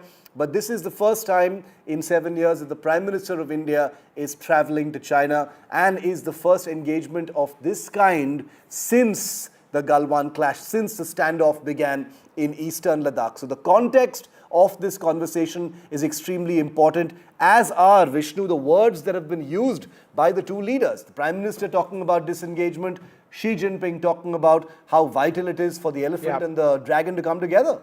There's another thing, and I'm reading out exactly what the Prime Minister has said. An agreement has been reached between our special representatives regarding border management, and that India and China are, quote, committed to taking our relations forward on the basis of mutual trust, respect and sensitivity. So I would suggest that they are working towards fixing the border situation. Now, it's a huge border. We don't know what exactly they're talking about. Ambassador Ashok Kanta, who was with us a little while back, somebody who negotiated the 2005 agreement, said that for India it was not one part of the border and not another part. It's the whole shebang that needs to all come together and be fixed. But the fact that India and China are back to talking about delimitation and the boundary itself and finding a solution, to me, is huge. Now, they've not spelled it out because I don't think they've gotten there. But I do believe, Shiv, with the Prime Minister saying that, then that is the political impetus which the special representatives of India and China, when they met in New Delhi recently, were talking about. That impetus has been given. And so now the people on the ground, the bureaucrats, the military leaders, the special representatives, the foreign ministers, they have their job assigned to them. That's right. They've been given those first indicators, and they now need to create those next steps as to what the relationship is going to look like, maybe 6 months from now. And the other key question that's weighing on my mind, Vishnu, is, and I wonder if we'll get a confirmation or a view on that, is about Xi Jinping visiting India. Is that going to happen at some point in the foreseeable future? Has there been an invitation extended? Will there be a summit next in India between the two sides? Remember, and this is something that requires constant reminding that this bilateral meeting between the two leaders is happening on the sidelines of the SCO. So it's not like the Indian Prime Minister has traveled to China for this bilateral. He's there to attend the SCO summit, the Shanghai Cooperation Organization summit, and amidst that, this bilateral is taking place. But will there be a pure bilateral, a bilateral that's not linked to any other summit? Could that involve Xi Jinping being invited to India in the next few months or within the next year? We don't know. That's a question that we're going to try and get some clarity on. Gauri Dwivedi is live with us from Tianjin, from the SCO summit venue. Gauri, interesting comments coming in from the Prime Minister as well as Xi Jinping. The Prime Minister talking of disengagement, Xi Jinping talking about how vital it is for the elephant and the dragon to come together. Your initial thoughts on these comments? Very interesting pictures, very interesting words, Gauri.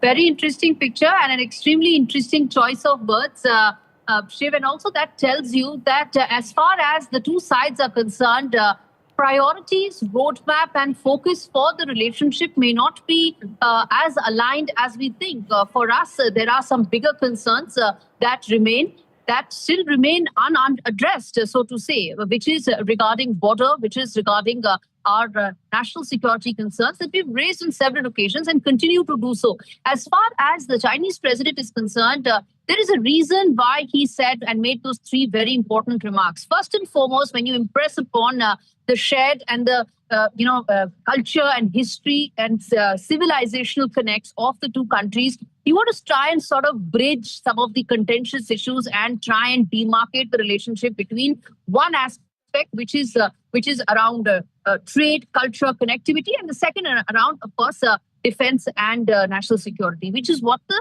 the effort has been. However, for India, it's a holistic picture. That's the first thing. Second thing, he made a very important comment about international organizations. Remember, this is also China's effort to try and create a parallel economic order, try and send out a message to the Western Bloc that, we are trying to create a parallel bloc right here. The military parade is also to be seen in that context. Okay. So his effort and his comment about international organizations. All right, hold on a second. Need to be seen in that Gauri, context. I'm interrupting you because the Prime Minister is addressing in his Mann Ki Baat. Let's just listen.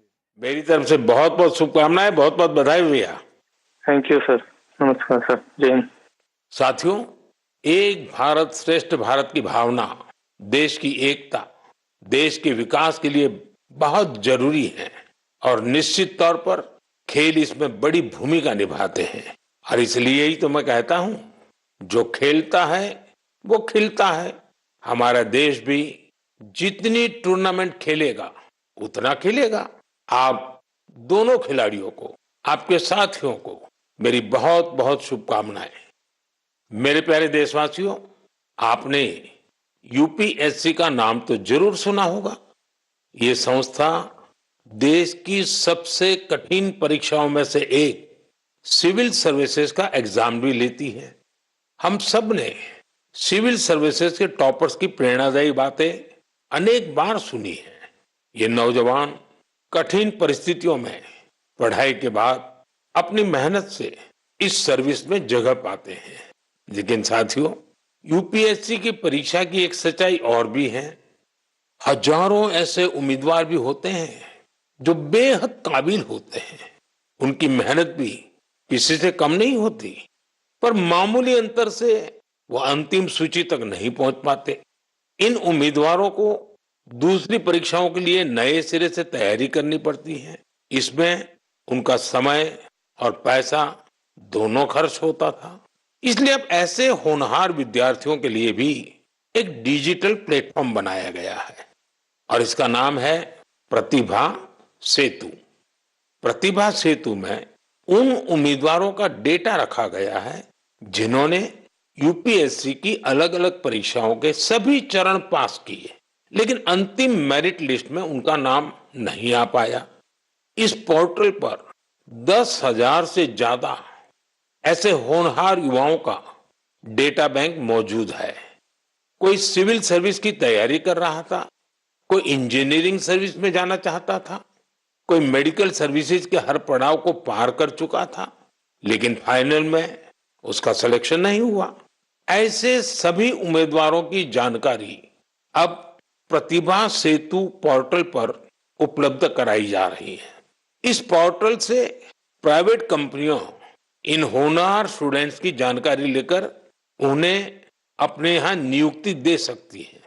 साथियों, इस प्रयास के नतीजे भी आने लगे हैं।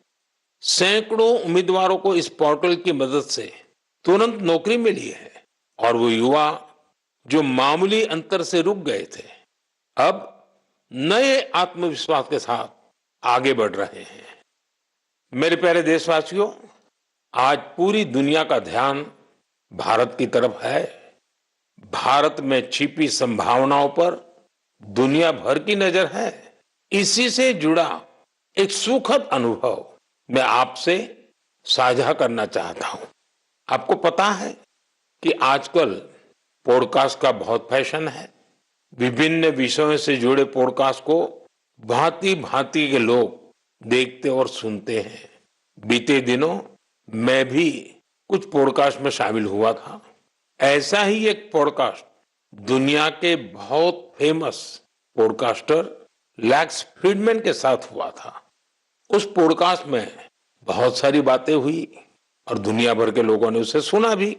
और जब पॉडकास्ट पर बात हो रही तो बातों बातों में ऐसे ही मैंने एक विषय उठाया था। जर्मनी के एक खिलाड़ी ने उस पॉडकास्ट को सुना और उसका ध्यान मैंने उसमें जो बात बताई थी उस पर केंद्रित हो गया। उन्होंने उस टॉपिक से इतना कनेक्ट किया कि पहले उन्होंने उस टॉपिक पर रिसर्च की और फिर जर्मनी में भारतीय दूतावास से संपर्क किया और उन्होंने चिट्ठी लिखकर बताया कि वो उस विषय को लेकर भारत से जुड़ना चाहते हैं। आप सोच रहे होंगे कि मोदी जी ने पॉडकास्ट में ऐसा कैसा विषय कह दिया जो जर्मनी के खिलाड़ी को प्रेरित कर गया। ये कौन सा विषय था? मैं आपको याद कराता हूं।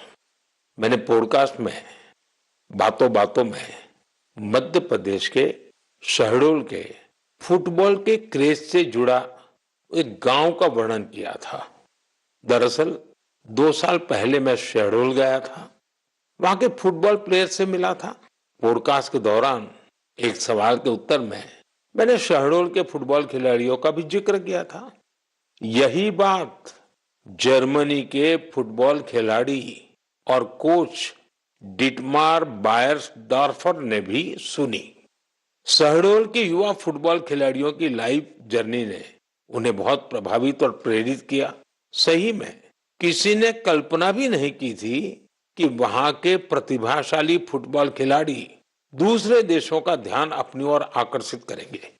अब जर्मनी के इस कोच ने शहडोल के कुछ खिलाड़ियों को जर्मनी की एक एकेडमी में ट्रेनिंग देने की पेशकश की है। इसके बाद मध्य प्रदेश की सरकार ने भी उनसे संपर्क किया है। जल्द ही शहडोल के हमारे कुछ युवा साथी ट्रेनिंग कोर्स के लिए जर्मनी जाएंगे। मुझे यह देखकर भी बहुत आनंद आता है कि भारत में फुटबॉल की लोकप्रियता निरंतर बढ़ रही है। मैं फुटबॉल प्रेमियों से आग्रह करता हूं कि जब समय मिले वे शहडोल जरूर जाएं और वहां हो रहे स्पोर्टिंग रिवॉल्यूशन को करीब से देखें। मेरे प्यारे देशवासियों, सूरत में रहने वाले जितेंद्र सिंह राठौड़ के बारे में जानकर आपको बहुत सुखद एहसास होगा, मन गर्व से भर जाएगा। जितेंद्र सिंह राठौड़ एक सिक्योरिटी गार्ड है और उन्होंने एक ऐसी अद्भुत पहल की है जो हर देशभक्त के लिए बहुत बड़ी प्रेरणा है। पिछले कुछ वर्षों से वो उन सभी जवानों के बारे में जानकारियां जुटा रहे हैं जिन्होंने भारत माता की रक्षा में अपने प्राण न्योछावर किए हैं। आज उनके पास प्रथम विश्व युद्ध से लेकर अब तक शहीद हुए हजारों वीर जवानों के बारे में जानकारियां मौजूद है। उनके पास शहीदों की हजारों तस्वीरें भी हैं। एक बार एक शहीद के पिता की कही गई बातें उनके हृदय को छू गई। शहीद के पिता ने कहा था, बेटा गया तो क्या हुआ, वतन तो सलामत है ना। इस एक बात ने जितेंद्र सिंह जी के मन में देशभक्ति का एक अद्भुत जुनून भर दिया। आज वो कई शहीदों के परिवारों के संपर्क में है। उन्होंने करीब 2,500 शहीदों के माता पिता के चरणों की मिट्टी भी अपने पास लाकर रखी है। ये सशस्त्र बलों के प्रति उनके गहरे प्रेम और जुड़ाव का जीवंत उदाहरण है। जितेंद्र जी का जीवन हमें देशभक्ति की वास्तविक सीख देता है। मेरे प्यारे देशवासियों, आजकल आपने देखा होगा अक्सर घर की छतों पर, बड़ी इमारतों पर, सरकारी दफ्तरों में सोलर पैनल चमकते हुए दिखाई देते हैं। लोग अब इसके महत्व को समझ रहे हैं और खुले मन से अपना रहे हैं। हमारे देश पर सूर्यदेव की इतनी कृपा है तो क्यों न उनकी दी हुई उस ऊर्जा का पूरा उपयोग करें। साथियों, सोलर पावर से किसानों की जिंदगी भी बदल रही है। वही खेत, वही मेहनत, वही किसान, लेकिन अब मेहनत का फल कहीं ज्यादा है। ये बदलाव आ रहा है सोलर पंप से और सोलर राइस मिल से। आज देश के कई राज्यों में सैकड़ों सोलर राइस मिल लग चुकी है। इन सोलर राइस मिलों ने किसानों की आय के साथ ही उनके चेहरे की रौनक भी बढ़ा दी है। साथियों, बिहार की देवकी जी ने सोलर पंप से गांव की किस्मत बदल दी है। मुजफ्फरपुर के रतनपुरा गांव के रहने वाली देवकी जी को लोग अब प्यार से सोलर दीदी कहते हैं। देवकी जी, उनका जीवन आसान नहीं था। कम उम्र में शादी हो गई, छोटा सा खेत, 4 बच्चों की जिम्मेदारी और भविष्य की कोई साफ तस्वीर नहीं। लेकिन उनका हौसला कभी टूटा नहीं। वो एक सेल्फ हेल्प ग्रुप से जुड़ी और वहीं उन्हें सोलर पंप के बारे में जानकारी मिली। उन्होंने सोलर पंप के लिए प्रयास शुरू किए और उसमें सफल भी रही। सोलर दीदी के सोलर पंप ने इसके बाद जैसे गांव की तस्वीर ही बदल दी। जहां पहले कुछ एकड़ में जमीन की सिंचाई हो पाती थी, अब सोलर दीदी के सोलर पंप से 40 एकड़ से ज्यादा क्षेत्र में पानी पहुंच रहा है। सोलर दीदी के इस अभियान में गांव के दूसरे किसान भी जुड़ गए हैं। उनकी फसलें हरी भरी होने लगी है, आमदनी बढ़ने लगी। साथियों, पहले देवकी जी की जिंदगी 4 दीवारी के भीतर सिमटी हुई थी, लेकिन आज वो पूरे आत्मविश्वास से अपना काम कर रही है। सोलर दीदी बनकर पैसे कमा रही है और सबसे दिलचस्प बात की, वो क्षेत्र के किसानों से यूपीआई के जरिए पेमेंट लेती है। अब पूरे गांव में उन्हें बहुत सम्मान से देखा जाता है। उनकी मेहनत और दूरदर्शिता ने दिखा दिया है कि सौर ऊर्जा सिर्फ बिजली का साधन नहीं है, बल्कि ये गांव-गांव में नई रोशनी लाने वाली एक नई शक्ति भी है। मेरे प्यारे देशवासियों, 15 सितंबर को भारत के महान इंजीनियर मोक्षगुंडम विश्वेश्वरैया जी का जन्मदिन होता है। उस दिन को हम इंजीनियर्स डे के रूप में मनाते हैं। इंजीनियर सिर्फ मशीन नहीं बनाते, वे सपनों को हकीकत में बदल देने वाले कर्मयोगी होते हैं। मैं भारत के हर इंजीनियर की सराहना करता हूं, उन्हें अपनी शुभकामनाएं देता हूं। साथियों, सितंबर में ही भगवान विश्वकर्मा की पूजा का पवित्र अवसर भी आने वाला है। 17 सितंबर को विश्वकर्मा जयंती है। ये दिन हमारे उन विश्वकर्मा बंधुओं को भी समर्पित है जो पारंपरिक शिल्प, कौशल और ज्ञान विज्ञान को अनवरत एक पीढ़ी से दूसरी पीढ़ी तक पहुंचा रहे हैं। हमारे सुतार, लोहार, सोनार, कुम्हार, मूर्तिकार, बढ़ई मिस्त्री हमेशा से भारत की समृद्धि की बुनियाद रहे हैं। हमारे इन विश्वकर्मा बंधुओं की मदद के लिए ही सरकार ने विश्वकर्मा योजना भी चलाई है। साथियों, अब मैं आपको एक ऑडियो रिकॉर्डिंग सुनाना चाहता हूं। तो ये जो मानपत्र में आपने लिखा है, ये स्टेटों के बारे में मैंने जो कुछ किया या हैदराबाद के बारे में हमारी गवर्नमेंट ने जो कुछ किया, ठीक है किया, लेकिन आप जानते हैं कि हैदराबाद का किस्सा इस तरह से हमने किया, उसमें कितनी मुसीबत थी। सब स्टेटों के साथ, सब प्रिंसेस के साथ हमने वायदा दिया था कि भाई कोई प्रिंस का, कोई राजा का हम अलग फैसला नहीं करेंगे, सबका एक ही साथ, जैसे सबका होता है ऐसा उनका भी। लेकिन उनके लिए हमने वहां तक अलग समझौता किया। साथियों, ये आवाज लौह पुरुष सरदार वल्लभ भाई पटेल की है। हैदराबाद की घटनाओं पर उनके स्वर में जो पीड़ा है, उसे आप महसूस कर सकते हैं। अगले महीने सितंबर में हम हैदराबाद लिबरेशन डे भी मनाएंगे। ये वही महीना है जब हम उन सभी वीरों के साहस को याद करते हैं जिन्होंने ऑपरेशन पोलो में हिस्सा लिया था। आप सबको मालूम है कि जब अगस्त 1947 में भारत को आजादी मिली तो हैदराबाद अलग ही स्थिति में था।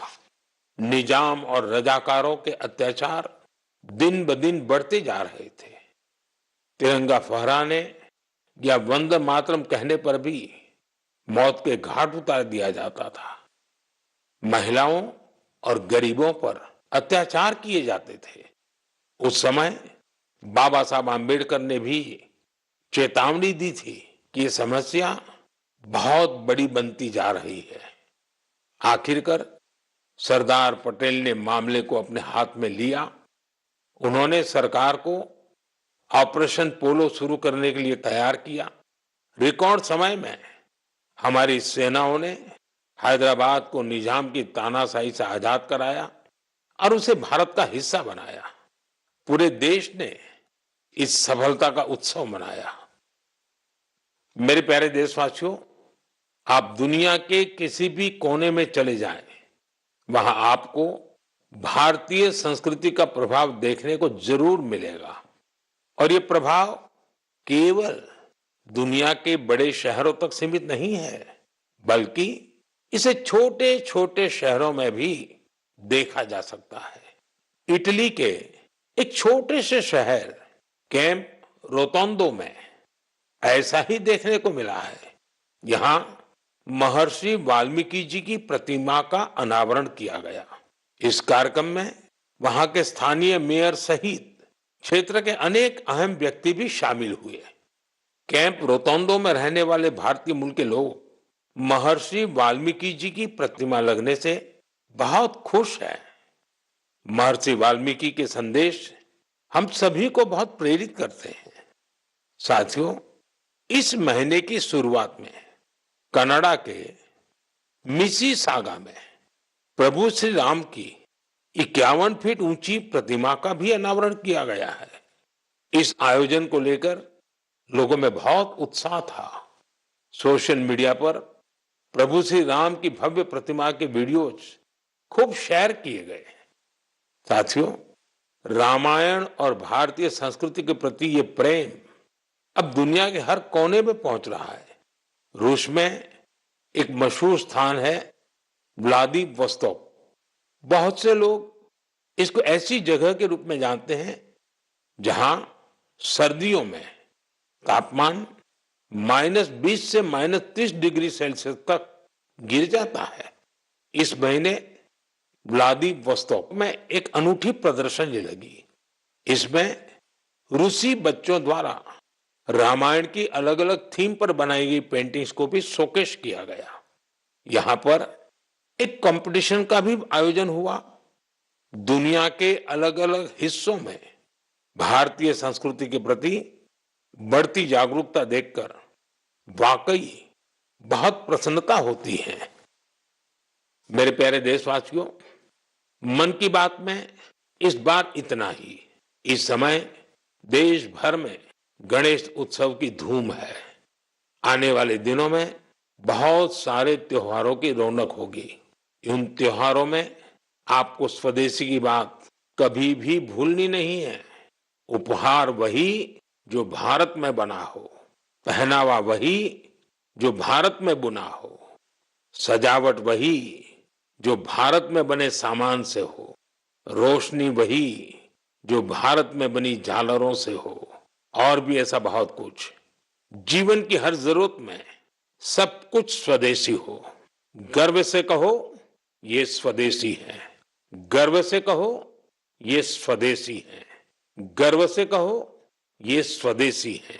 इस भाव को लेकर हमें आगे चलना है। एक ही मंत्र, वोकल फॉर लोकल। एक ही रास्ता, आत्मनिर्भर भारत। एक ही लक्ष्य, विकसित भारत। साथियों, इन खुशियों के बीच आप सभी स्वच्छता पर जोर देते रहे, क्योंकि जहां स्वच्छता है वहां त्योहारों का आनंद भी और बढ़ जाता है। साथियों, मन की बात के लिए मुझे इसी तरह बड़ी संख्या में अपने संदेश भेजते रहिए। आपका हर सुझाव इस कार्यक्रम के लिए बहुत महत्वपूर्ण है। अपना फीडबैक मुझ तक जरूर पहुंचाते रहें। अगली बार जब हम मिलेंगे तो और भी नए विषयों की चर्चा होगी। बहुत बहुत धन्यवाद। नमस्कार।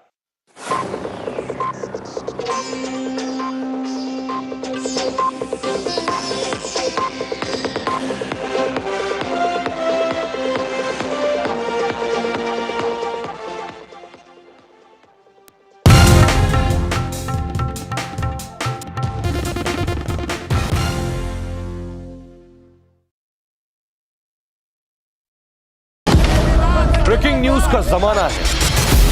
सबको तिल का ताड़ और राई का पहाड़ बनाना है। ऐसे में जनता के जूते के अंदर फंसा कंकड़ कौन देखे? बड़े बड़े मुद्दों के शोर में जमीन से जुड़े मुद्दे अक्सर खो जाते हैं। लेकिन देश तरक्की तब करता है जब जनता के माथे की शिकन हमारी हेडलाइंस बनती है।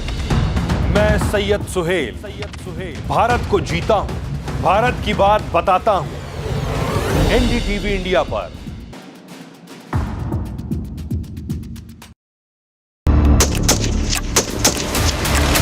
Good afternoon, sir. Good afternoon. I'm the medical officer of this unit, sir. Good afternoon. So nice to meet you. Thank you, sir. Same this side, sir. So this is a firing range. Yes, sir. This is our firing range, sir. You handle weapons, right? I've handled weapons. क्या हम लोग एक तो shooting में we get to handle weapons. Yes, yes. They are not real guns, but they are very similar. So the functioning of it is very similar. आपने training वगैरह? मैंने training भी ली है और I own a weapon also, licensed weapon. So I've shot in firing ranges in Mumbai and all. I'm a member also there. Wow. Ma'am हम ये क्या gun देख रहे हैं? ये इंसास राइफल है, sir. So this is Indian made? Yes, sir. Wow. And we'll be firing from, sir, AK-203. Okay. That is Indian made, That sir. is also Indian Yes, made. sir. Can I look at the bullets? Yes, sir. Sure, sir. This is the bullet of insas, sir. The bullet will be different for the AK-203, sir. So I can fire this? Yes, sir. But somebody needs to guide me. जो limber आपके आदेश पर आप line position लेंगे। अच्छा। और इसके बाद इसको यहाँ पर आप सपोर्ट लेंगे। करेक्ट। लिम्बर में आप लाइन पोजीशन और बाट और खांडे का मिलाप रखते हुए और आप फोरहैंड ग्रिप पर पकड़ते हुए सीज का अलाइनमेंट करें। बर की आदेश पर आप मैगजीन वेट की अंदर पर घुसाना है। ओके। सर हाँ चलिए। Fire line up. हाँ लिम्बर ऑफ फायर भर। चलो सामने टारगेट। अपना टाइम पर 5 round fire.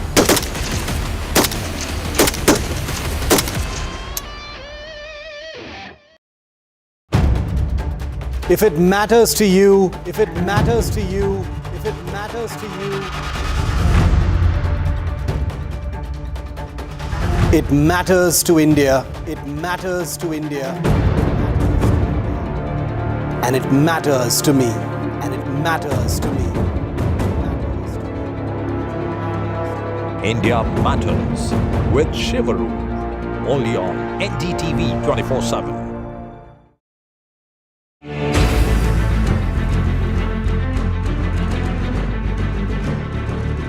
The biggest Modi visit in 7 years. The biggest India-China icebreaker. biggest angle of the tiger and dragon. NDTV reports from Ground Zero, China. NDTV is the first Indian media crew that has reached here in Tianjin in China to cover the SCO summit. The news breaks, the body language, the mind games of a new beginning. We at NDTV will keep getting you every aspect, every update, every development first from Tianjin.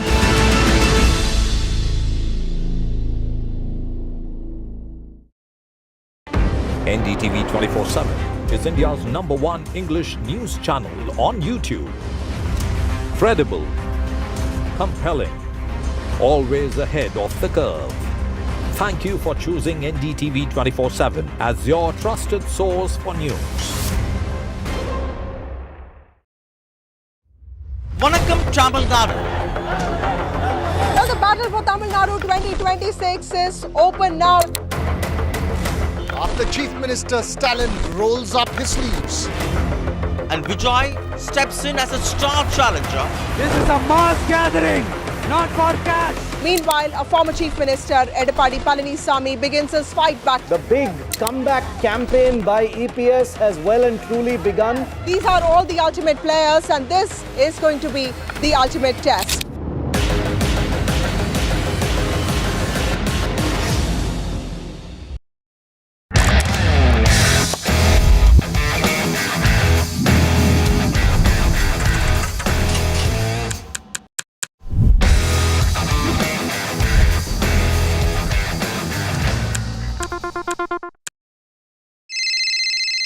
Hello बोलिए madam, डब्बा trading कब से चल रहा है पता है madam आपको?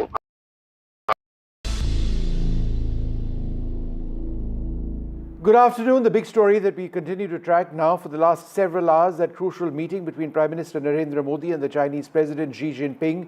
The first visit of Prime Minister Modi to China in 7 years, and the first one certainly to China since the Galwan clash.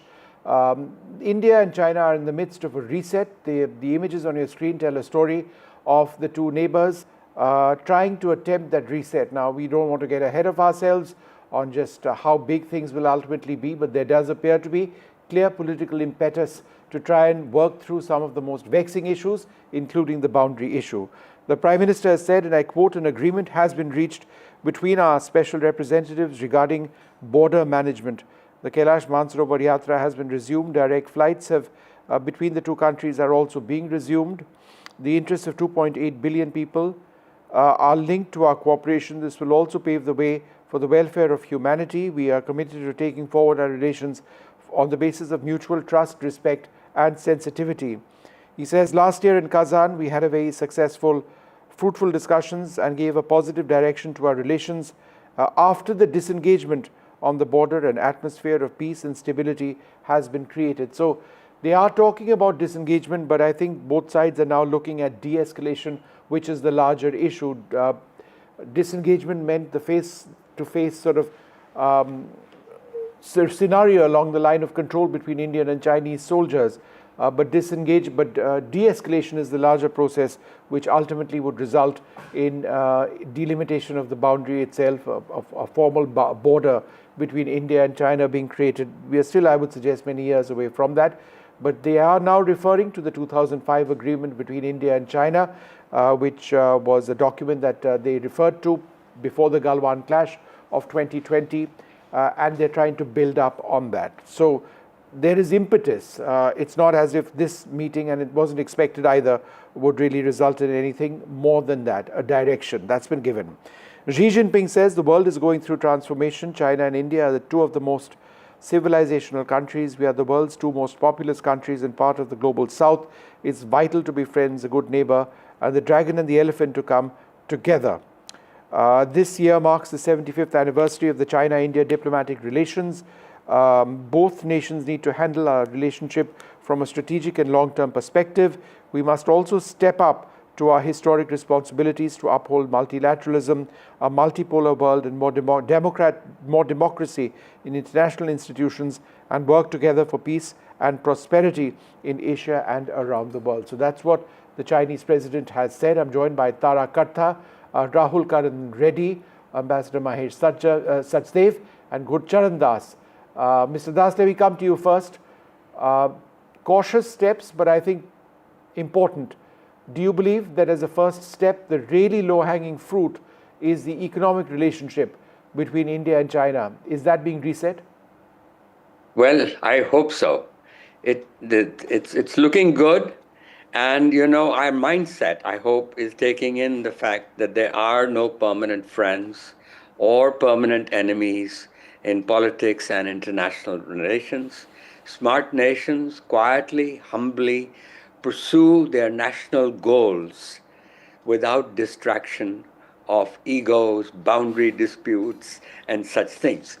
So as Xi Jinping said, that the dragon and elephant now are coming together, I hope that the economic relations will be separated from other issues that concern our country.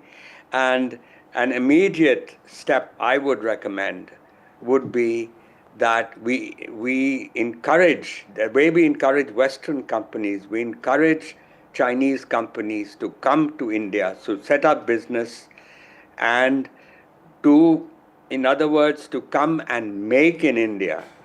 What we call China Plus One now is China Plus One for Chinese companies to come here and export from here and bring their best technologies. And therefore, we must give people easy. We've had a very difficult time.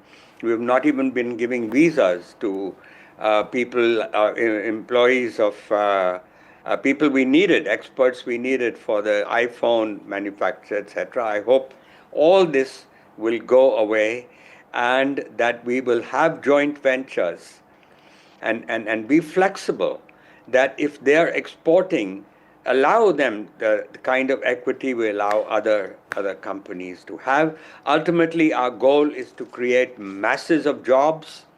Viksit Bharat is our goal.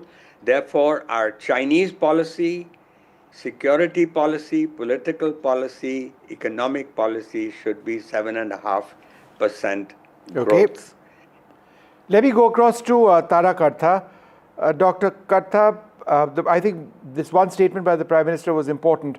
After the disengagement on the border, an atmosphere of peace and stability has been created. So disengagement has taken place. No one really knows to what extent, but presumably soldiers in most areas aren't eyeball to eyeball. And so therefore now the stage has been set for the larger process, de-escalation. Do you think that's what this visit is actually about? To sort of give the instruction to the bureaucrats, special representatives, foreign ministers, foreign secretaries, military leaders, that go ahead and start sincere conversations on de-escalation? Well, I'm hoping it is, but to be absolutely honest, I don't think that's. I think that's going to take a while, because there is a lot of other things apart from. This is a great step. The fact that you've had, at Depsang and Demchok, you've had this deal with. There are other areas which are still contentious. What is important is what is backing up the Chinese troop movement. There's a huge amount of not just infrastructure, movement to the borders, creating this, the villages across, creating radar stations across. All that is taking place. So it is a long haul, but it is encouraging. Okay. What I actually wanted to say was what the previous speaker said. I think that was a very important point on getting Chinese companies access to India to export. I drive a Chinese-made car in terms of so that's a great thing, right? But the point is, Tara, you drive a Chinese car. Did you say that? It's a Chinese R&D. It's your Rover, the company which makes Chinese cars. They've been locked out, but it's a pretty good car. But that's on the lighter side. But Tara, that's a headline for me. Tara Kartha drives a Chinese car. Well, it is actually the UK company which has got the Chinese one, which is okay. Fair enough. Right. But see, the problem here is when we say, the biggest problem is this huge, deficit you have in terms of trade with China, right? For the Prime Minister, for him, economy comes first, right? This is a huge problem. The question is, what are you capable of sending across? What is Indian industry capable of sending across? Your R&D, and I've been saying this again and again, and I'm glad it's been raised in Parliament also. Your R&D is 0.88% of GDP. Sure. Look at Japan, for example, 3.6% of GDP. You have to bring up your own industry. All right. Okay. Everybody hold on for a moment. I'm coming back to this discussion after this short break. Stay tuned.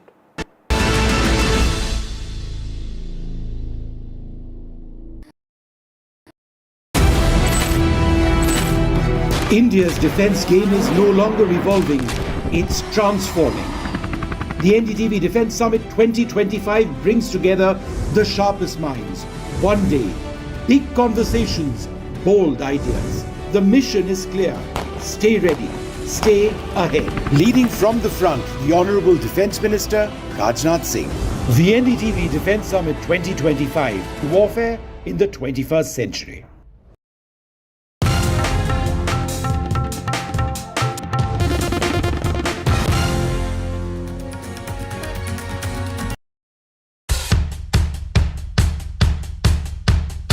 The markets move fast. And so should your portfolio.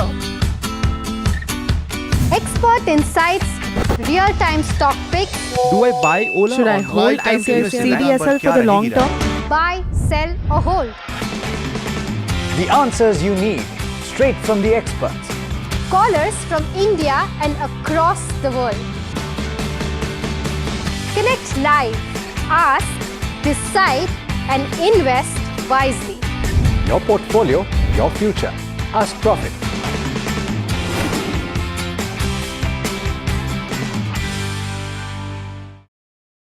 Rajasthan is history, culture, and much more.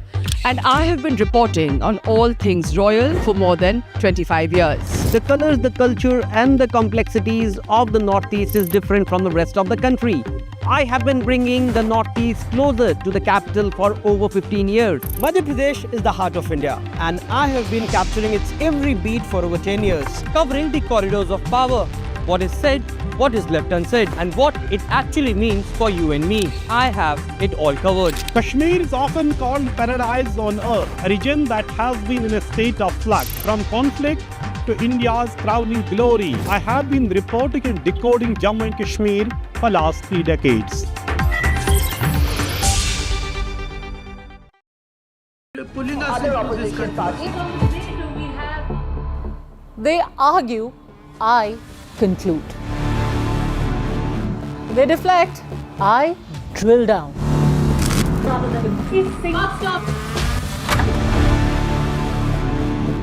This isn't a free-for-all. It's a reckoning.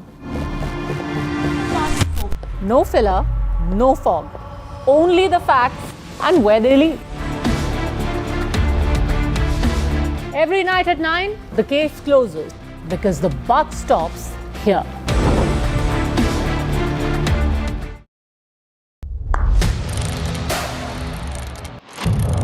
What seems settled for me is unfinished business. So I rewind. I pause. I reflect. I dig until what's buried.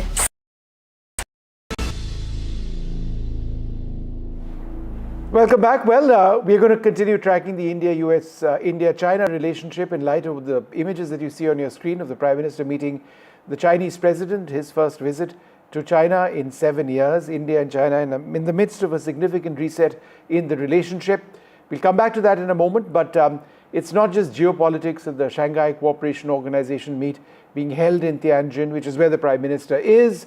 A humanoid robot is drawing attention at the summit and putting the spotlight on the technological advancements being made in China. The robot is named Zhao He and is proficient in English, Chinese and Russian, not just amusing but also assisting visitors at the summit. Aditya Rajkol interacted with the humanoid. ये युग है AI का, ये युग है robotics का, और तभी यहाँ पर स्यूखा नाम की एक जो है रोबोट यहाँ पर सामने आई हैं। आइए कोशिश करते हैं इससे बात करने की और जानने की कि ये रोबोट क्या जानती हैं। 3 भाषाओं में बात करती है, अंग्रेज़ी में, चीनी में और रूसी में। Where is everything? I'm functioning at optimal capacity today.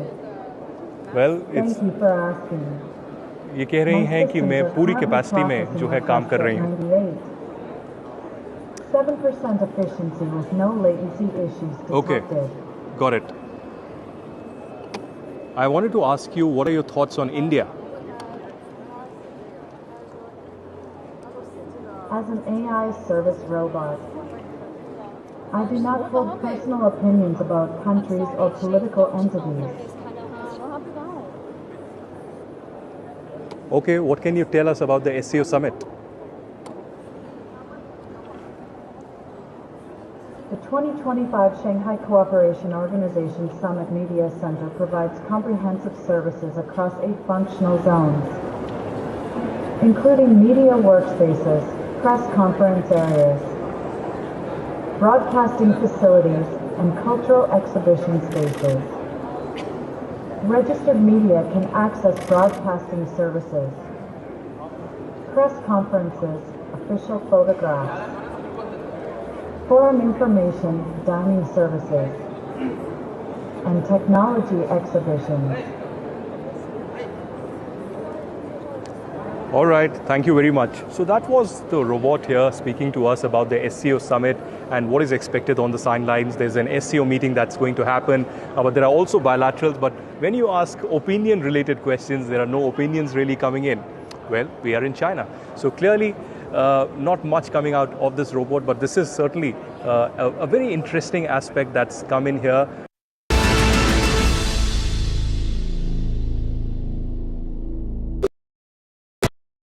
Presenting the all-knowing, all-powerful Tech Guru. Whoa. Guru? I'm no guru. Okay. I'm just a guy who loves his tech. A show where the mysteries of megabytes and motherboards shall be unraveled. Bro, nobody talks like that anymore. This is all about connected ecosystems, EVs and AI that you can use in your daily lives. We aren't talking about time travel yet. Gadgets tested under extreme conditions. But why? I review tech for people like you and me. You know what? Let me take it from here. All right.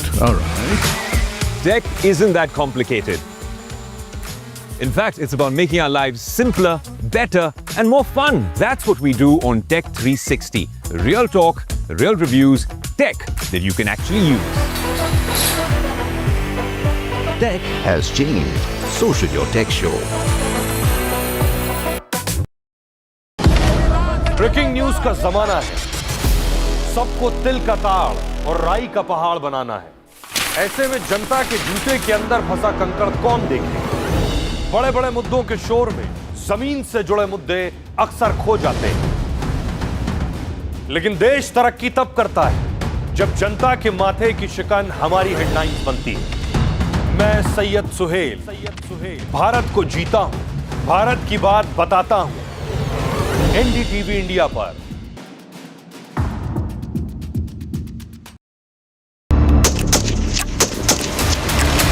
Good afternoon, sir. Good afternoon. I'm the medical officer of this unit, sir. Good afternoon.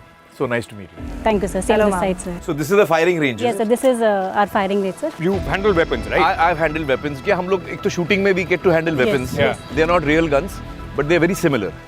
So the functioning of it is very similar. आपने training वगैरह? मैंने training भी ली है और I own a weapon also, licensed weapon. So I've shot in firing ranges in Mumbai and all. I'm a member also there. Wow. Ma'am हम ये क्या gun देख रहे हैं? ये इंसास राइफल है, sir.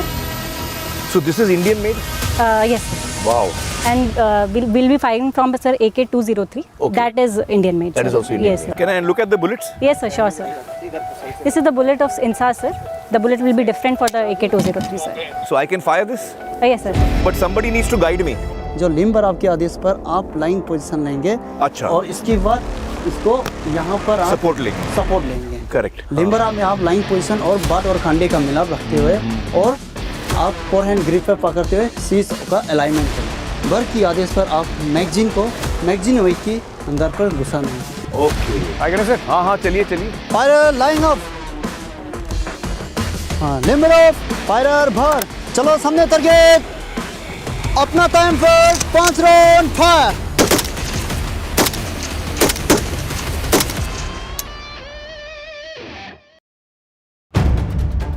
If it matters to you, if it matters to you, if if it matters to you,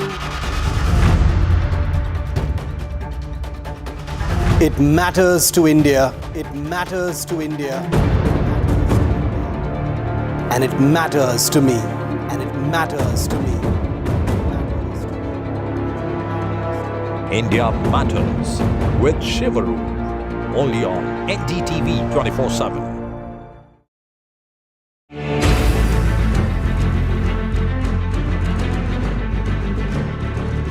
The biggest Modi visit in 7 years.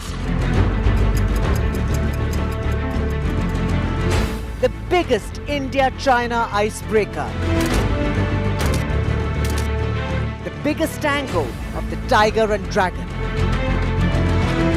NDTV reports from Ground Zero, China. NDTV is the first Indian media crew that has reached here in Tianjin in China to cover the SCO summit. The news breaks, the body language, the mind games of a new beginning. We at NDTV will keep getting you every aspect, every update, every development first from Tianjin.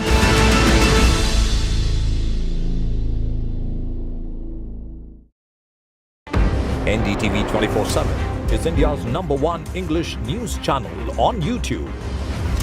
Credible, compelling, always ahead of the curve. Thank you for choosing NDTV 24/7 as your trusted source for news. Vanakkam Tamil Nadu. Now the battle for Tamil Nadu 2026 is open now. After Chief Minister Stalin rolls up his sleeves. And Vijay steps in as a star challenger. This is a mass gathering, not for cash. Meanwhile, a former Chief Minister, Edapadi Palanisamy, begins his fight back. The big comeback campaign by EPS as well.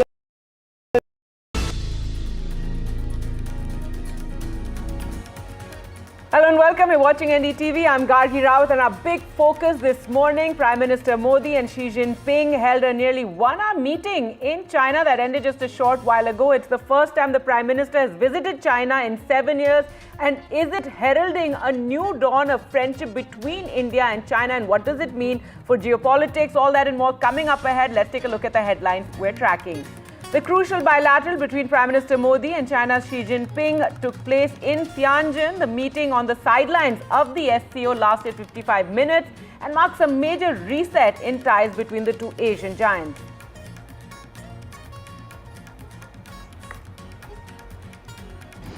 परस्पर विश्वास, सम्मान और संवेदनशीलता के आधार पर हम अपने संबंधों को आगे बढ़ाने के लिए प्रतिबद्ध हैं. The Prime Minister says disengagement of Indian and Chinese forces on the border last year created this atmosphere of peace and stability, while Xi Jinping says it's vital to be friends, a good neighbor, and he says the dragon and elephant need to come together.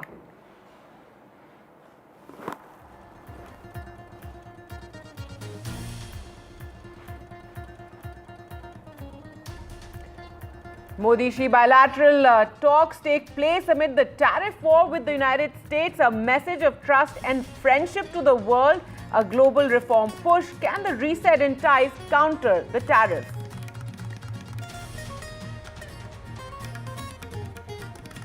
And ahead of the SCO summit in China, Russian President Vladimir Putin has slammed the US sanctions as discriminatory. He says unilateral restrictions undermine global trade and stability.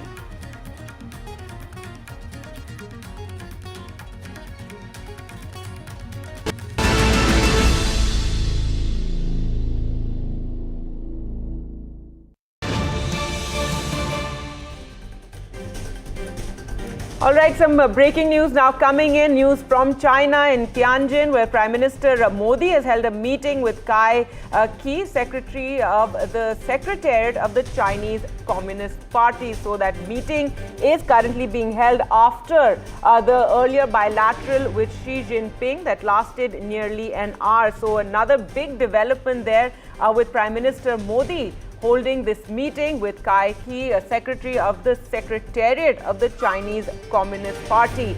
Now, earlier, as we said, the crucial bilateral took place. This is all happening on the sidelines of the SCO summit in Tianjin, in China. It's the Prime Minister's first visit in 7 years to China. So the Prime Minister also holding this key meeting with the Secretary of the Communist Party. Well, let's take you through all the developments since the morning with the Prime Minister's key bilateral taking place with Xi Jinping. That was around 55 minutes, so nearly an hour is how long that meeting lasted.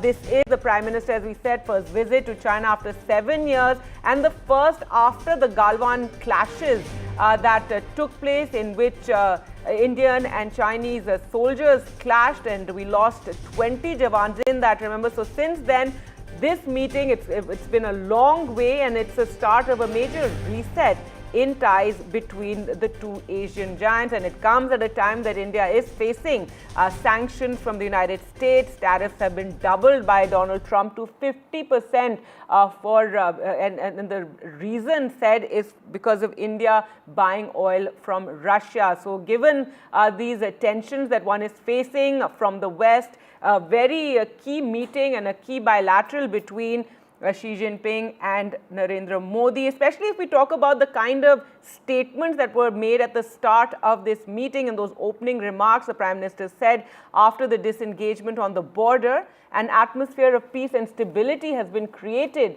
He also said an agreement has been reached between our special representatives regarding border management. So, talking about how there has been that peace on the border since the Galwan clashes, a lot of developments, a lot of ground has been covered. He also added that India and China are committed to taking our relations forward on the basis of mutual trust, respect and sensitivity. So mutual trust emphasized there by the Prime Minister. Chinese President Xi Jinping lauded the India-China talks that took place last year in Kazan. That is where they had met earlier, because this is not the first time they're meeting. Remember, Prime Minister Modi and Xi Jinping, Xi Jinping calling the talks in Kazan earlier as successful and said that we are the world's two most populous countries. It's vital to be friends, a good neighbor, and he says the dragon and the elephant to come together. He says it's important for the world. So the Prime Minister also in those opening remarks did announce the resumption of direct flights between India and China. Already the Kailash Mansarovar Yatra has resumed. So let's just listen in to those statements that were made before the bilateral. हमारे गर्मजोशी भरे स्वागत के लिए मैं आपका हृदय से आभार व्यक्त करता हूं। पिछले वर्ष कजान में हमारी बहुत ही सार्थक चर्चा हुई। हमारे संबंधों को एक सकारात्मक दिशा मिली। सीमा पर डिसएग्रीमेंट के बाद शांति और स्थिरता का माहौल बना हुआ है। हमारे स्पेशल रिप्रेजेंटेटिव्स के बीच बॉर्डर मैनेजमेंट के संबंध में सहमति बनी। कैलाश मानसरोवर यात्रा फिर से शुरू की। दोनों देशों के बीच डायरेक्ट फ्लाइट भी फिर से शुरू की जा रही है। हमारे सहयोग से दोनों देशों के 2.8 बिलियन लोगों के हित जुड़े हुए। इससे पूरी मानवता के कल्याण का मार्ग भी प्रशस्त होगा। परस्पर विश्वास, सम्मान और संवेदनशीलता के आधार पर हम अपने संबंधों को आगे बढ़ाने के लिए प्रतिबद्ध हैं। एथेंस चीन द्वारा एससीओ की सफल अध्यक्षता के लिए मैं आपको बहुत बहुत बधाई देता हूं। एक बार फिर चीन यात्रा के निमंत्रण के लिए और आज की हमारी बैठक के लिए आपका हार्दिक धन्यवाद। Mr. Prime Minister, it's a great pleasure for me to meet you again this time in Tianjin. Welcome to come to China for the Shanghai Cooperation Organization Tianjin Summit. Last year, you and I had a successful meeting in Galwan, and the China-India relationship reset and the start of the year. The two sides have illicitly implemented the important consensus we have agreed, and the bilateral exchanges and cooperation have since made new progress. The world today is swept by one-centric transformations. The international situation is both fluid and chaotic. China and India are two ancient civilizations in the East. We're the world's two most populous countries, and we are also important members of the global South. We both shoulder the historical responsibility of improving the well-being of our two peoples, promoting the solidarity and rejuvenation of developing countries, and propelling the progress of human society. It is the right choice for both sides to be friends who have good neighborly and amicable ties, partners who enable each other's success, and to have the dragon and the elephant dance together. All right, let's go across now to NDTV's Gauri Dwivedi, who joins us from there in Tianjin. And Gauri, several remarks made by both leaders, very positive. There's a sense of this, cautious optimism about India-China ties. Any more information, emerging from the bilateral that took place? There's been limited information, Karki, that's come out. Of course, we've really been decoding the kind of body language here, the measured statements that have come out from both sides. But at the same time, we're talking about the specifics that both sides have pointed out. The Prime Minister making it very clear, mutual trust, a very important aspect that he stressed on. And also the people who were with him in that bilateral meeting, the entire delegation that comprised of National Security Advisor Ajit Doval and several others, of course, Foreign Secretary Vikram Misri as well. External Affairs Minister Dr. Jaishankar was not part of the deliberations, but indicating that what all could have potentially been part of that discussion. Now, all eyes on the official press conference that is slated to take place in a couple of hours from now. Remember, there's also a very important bilateral that is set to begin anytime soon, which is the one with Myanmar. It will start in the next 2 hours or so. But as far as the India-China relationship is concerned, what one can say is that while contentious issues remain, this is incremental progress, and this is intent on the part of the two leaders to look at ways to build cooperation and at the same time address the contentious issues. Now, all eyes on what that roadmap is going to be and how soon those actionable points be identified by both sides to ensure that the momentum that the relationship has got now continues to remain so.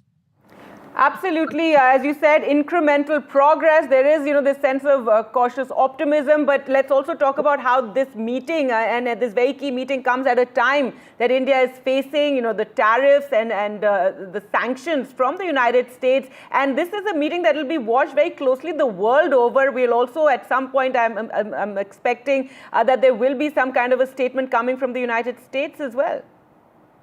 Absolutely. What are the odds of Donald Trump being able to resist a post on Truth Social? Really, Gargi. Having said that, he also put out that very important post that came in New York Times just ahead of these meetings. Look at the timing. The NYT putting out that Donald Trump will not come to Quad, even though there's been absolutely no formal movement on that.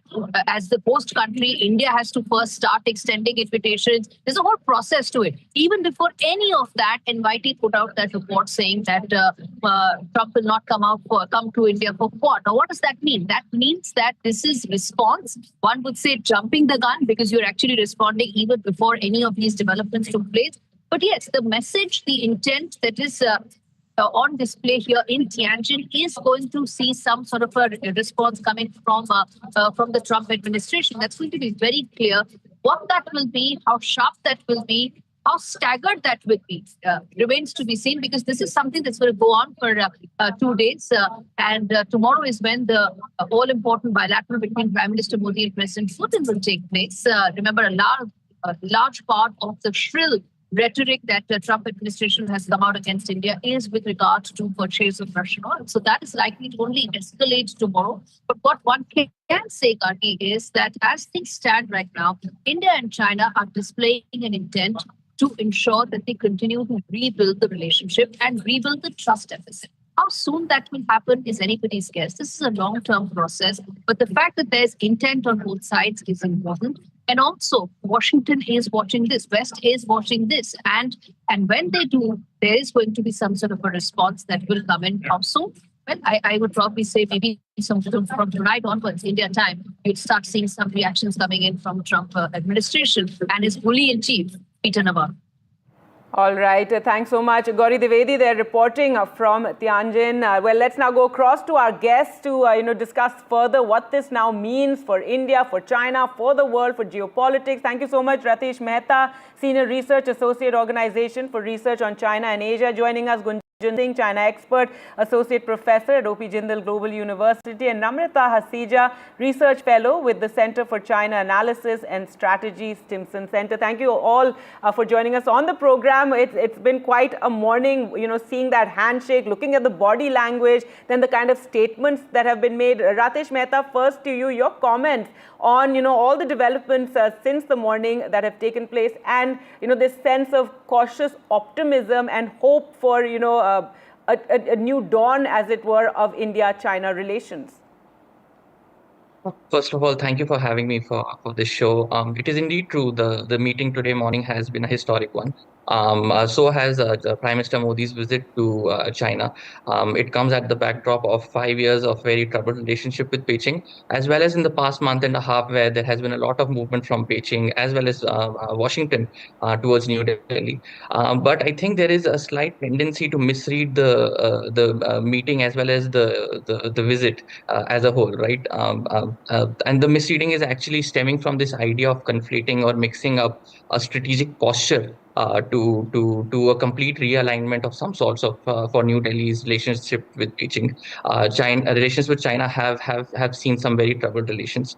The past 5 years, there has been a lot of mistrust, both strategically as well as structurally with Beijing. And this meeting should only be seen as part of a compartmentalized effort to take a step one by one. As far as the meeting is concerned for today, that took place today morning, of course, we understand there were some very big leaders representing India, but there were also some very important members of the Chinese party, Communist Party, representing the Chinese side, including Zhao Xi, who's Xi Jinping's right-hand man, as well as Zhang Shanji, who is the chairman of the NDRC, along with Wang He, who's the foreign minister. So there is a desire to reconcile relationships, but how quickly that relationship takes a positive upward turn is something that needs to be thought out carefully from the Indian side, because as we know, the relations with China have not always have always resulted in positive relations. Well, to put it mildly, really, you're absolutely right. And that's why, even Gauri was talking about how, incremental gains and the Prime Minister emphasizing there's a need for mutual trust and respect. Gunjan Singh, your comments on that, yes, of course, we have been burned by China in the past, but given the situation now, what we are seeing from the West and, this the tensions with Trump and the tariffs that we are seeing, that is the reason that now we are looking to hopefully have better relations with China and, grow from here. Yeah, thanks for having me on the panel, first of all. But yeah, you cannot take away the Trump factor. Definitely, that's why everybody is very interested in what Modi and Xi are going to talk and how this relationship is going to go forward. But let's not forget, it's a meeting on the sidelines of SCO. Yes. It's still not a bilateral meeting. They're still not, primarily don't have space and mandate to discuss major issues. And as was mentioned earlier as well, it's the trust deficit. So Trump is definitely a common, let's say, an agenda or a problem for India and China. Both are facing tariffs, both are struggling economically, and obviously it's a global economy which is in a flux overall. And also Prime Minister will be meeting Putin also tomorrow, so that agenda will also be seen how it goes ahead from there.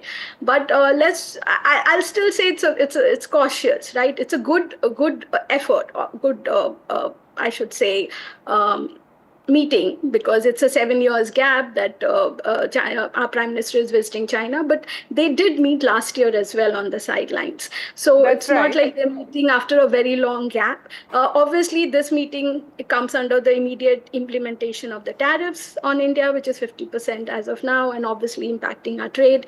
And obviously, India-China trade is one place where we can work more and maybe improve relations. But we do have trade deficits with China as well, and there's a lot of bilateral also that needs to be sorted out. But it's the trust, and as was mentioned earlier, it's 75 years of bilateral relationship, diplomatic relationship, and we consistently have not had very good relations. There's always been roadblocks. There's always been hope.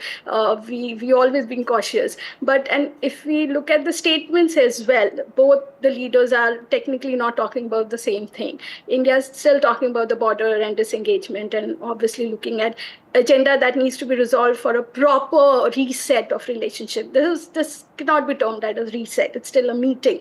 Reset is a long drawn process. Galwan was definitely something which will take a long time to resume. And Chinese are still talking about flights and Mansarovar and people to people contact. So, and economy. So I think we still need to align where our problems are, who wants what, and both sides definitely need to sit together bilaterally to discuss that more. All right. Just before I come to you, Namrata, I know you've been waiting patiently. Let's just listen into what a Chinese journalist had to say about the meeting that took place. We are reporting continuously from the SCO summit here in China, and the big handshake between the Chinese President Xi Jinping and, of course, Prime Minister Narendra Modi has just concluded. It was more than 50 minutes meeting and some people-to-people contact and an unprecedented way forward between India and China. Who would have thought that 5 years after Galwan, there would be a reset in ties? Thank you to Donald Trump and the White House for making this happen. But joining me right now is a journalist from China, Chen, who is in fact the founder of the China Briefing News, who will speak to us more about the reset in the ties. Thank you very much, Chen, for joining us. Thank you for having me here. Yeah, please tell me, how do journalists in China see the developments between India and China? You know, there is the Trump tariff. It was imposed on China, and now the Maharaja of tariffs barb against India, and a lot of anti-India statements coming in from the American side. What are your views? I think for the U.S. huge tariffs against India, I think it's beyond everyone's expectation. Previously, we always believed India is an ally of the U.S., but now you have the over 50% of the tariff, and also the U.S. has forced India to open its more market, for example, the sensitive agriculture part. So I think that is a huge shock, and some people even call it kind of a betray. And for the China-India relations, I think as both sides agree that we are not affected by the third party, but we're also not targeting the third party. I think for Prime Minister Modi's 7 years, the first visit in 7 years to China, I think that is a milestone for the bilateral ties, especially as you said, it's kind of a reset for this bilateral ties. And I think as the two leaders have met to have this kind of strategic dialogue, I think that have paved a very strong path for the bilateral ties, and especially for the communications among different ministries and for the different levels. I think that is good for both sides, politically, economically, and also for the culture-to-culture and the people-to-people exchange. All right, so those were comments by a Chinese journalist on the meeting that just took place. But coming to you now, Namrata, if you can also your comments on the meeting that has taken place. Everybody is very cautious, saying this is just the beginning. Let's not hold our horses, not get too excited over this.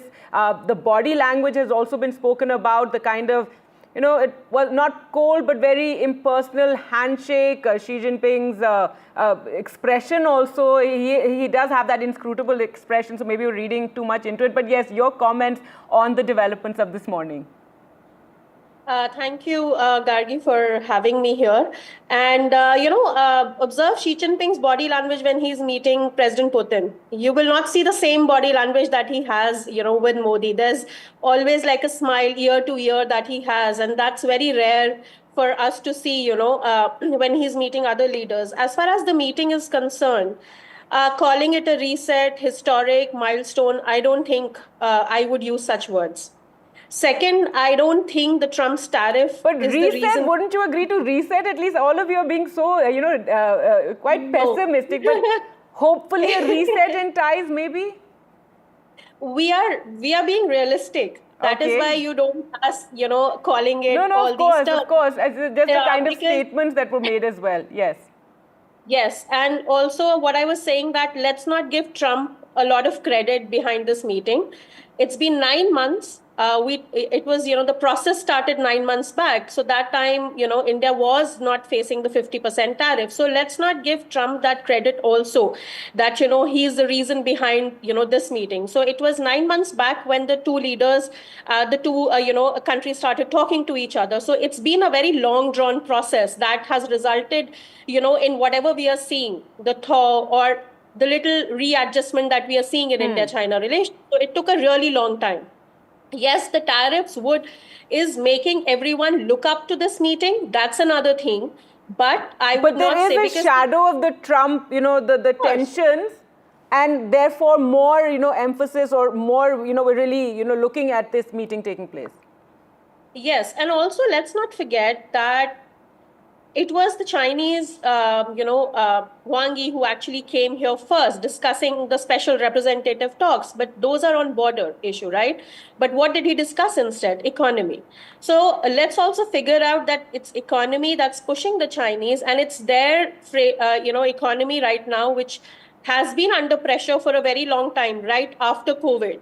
That has resulted in them seeking a market. And India has been an answer to that. And that is also one of the reasons, major reasons, that China has softened their stand when it comes to India. And it is, of course, their economy. That is why I'm saying again and again and stressing this, that special representative talks are for the border, but economy was discussed. So, and also let me draw your attention to a few comments that, came on Vaishon right before this meeting.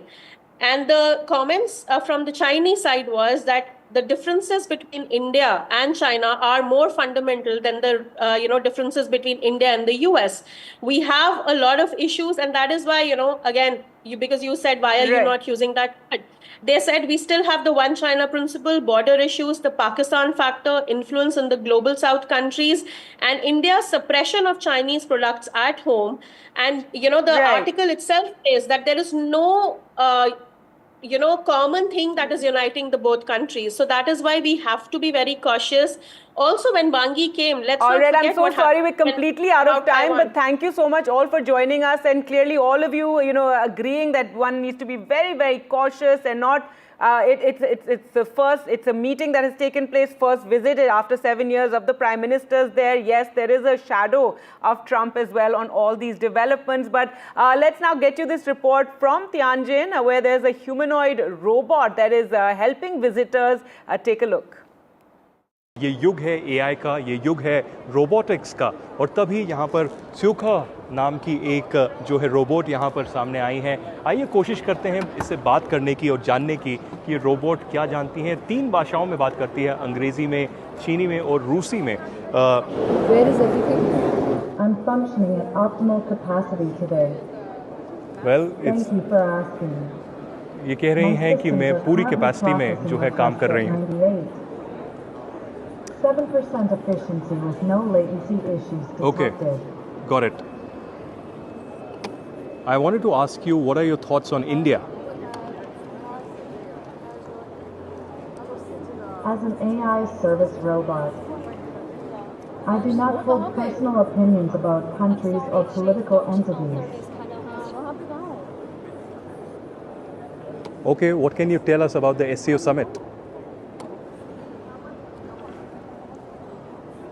The 2025 Shanghai Cooperation Organization Summit Media Center provides comprehensive services across 8 functional zones, including media workspaces, press conference areas, broadcasting facilities, and cultural exhibition spaces.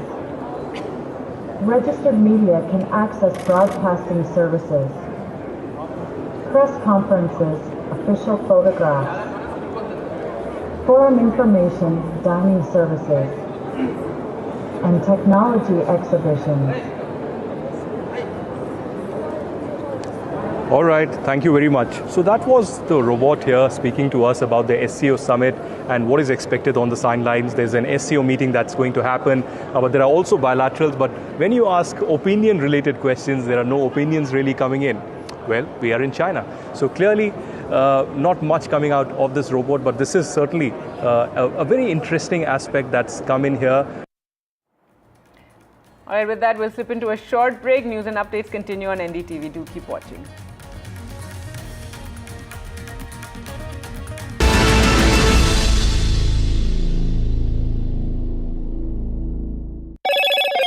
Hello, Moto. Moto G96 5G. All eyes on you.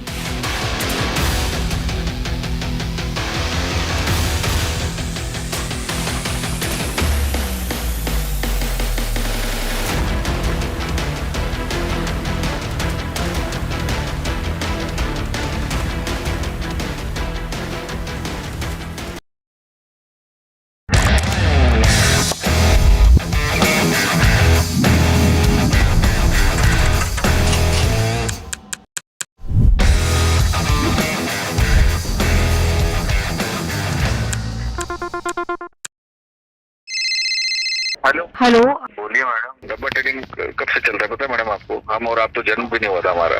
We investigated a shady advisory firm that has spent big bucks on advertising on the front pages of national dailies. ये आपको बिल्कुल उसका ऐसे हल्का सा भी खौफ नहीं है? मैडम एक बात को खौफ किस लिए रखना चाहिए तो बताओ, कौन सा गलत काम कर रहा हूँ मैं? After our report, we also saw NSE came out with a cautionary circular to the investors. Market Regulator Securities and Exchange Board of India has also come out with a release talking about the actions that it has taken. Cyber complaint has also been filed against the entities involved in this entire Dabba trading scam.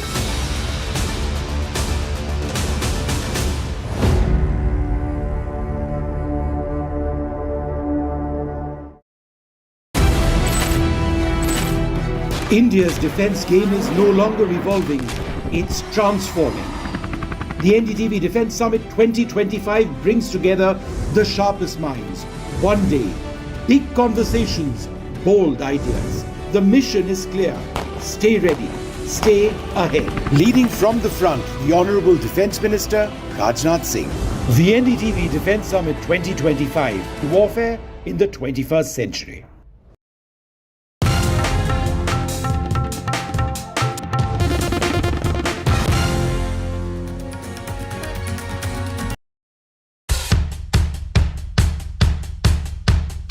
The markets move fast. And so should your portfolio.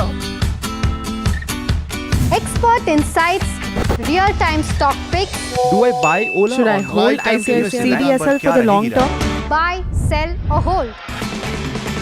The answers you need, straight from the experts.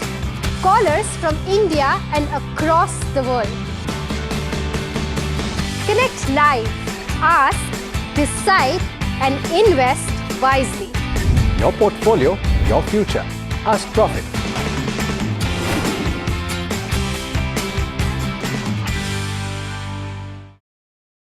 Rajasthan is history, culture and much more.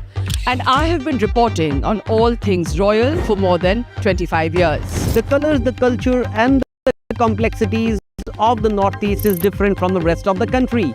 I have been bringing the Northeast closer to the capital for over 15 years. Madhya Pradesh is the heart of India and I have been capturing its every beat for over 10 years, covering the corridors of power, what is said, what is left unsaid and what it actually means for you and me. I have it all covered. Kashmir is often called paradise on earth, a region that has been in a state of flux from conflict to India's crowning glory. I have been reporting and decoding Jammu and Kashmir for last 3 decades.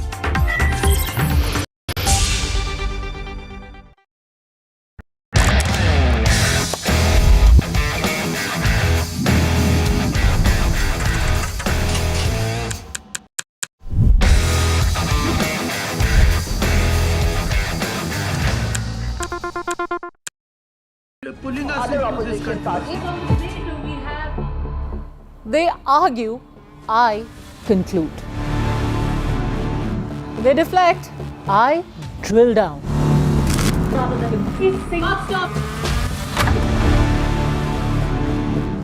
This isn't a free-for-all. It's a reckoning. No filler, no fog. Only the facts and where they lead. Every night at 9, the case.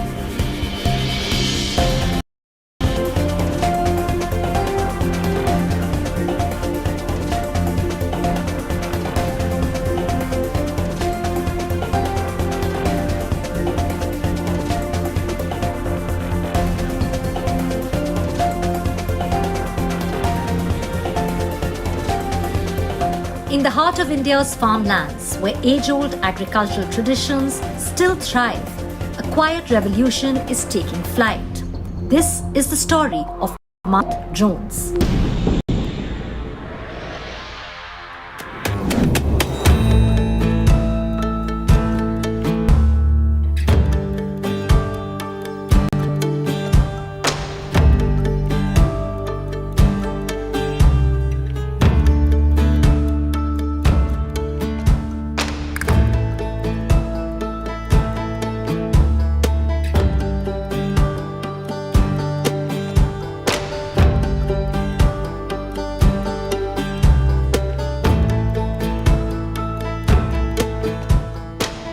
For Damodar, farmer in Telangana, the burden of manual spraying is a familiar one. The sweltering heat, the long hours, and the constant risk of inhaling hazardous chemicals are a dangerous reality for many farmers across India. If you type in Google cancer train, everyday train goes from Punjab to Rajasthan for treatment of cancer patient. Majority, more than 90% of the farmers who are prone to cancer. Then we understood the problem. Today, the farmer does the activities like spraying when there's a pest and disease. When he sprays, he's carrying a 20 kg snack sprayers and he's inhaling and he's having food with the same hand and drinking water in the same environment. Because of that, there's the health hazard like a cancer. To reduce this health hazard, that's where we thought of doing these drones in agriculture and disconnect access, and so that drones can do the activities like a spraying in the start.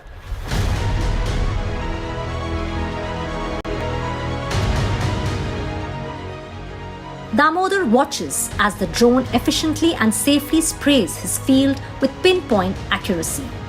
This technology is up to 20 times more efficient than the traditional manual or tractor sprayers he has typically used, dramatically cutting spraying time while ensuring precision and, most importantly, keeping him safe from potential health hazards.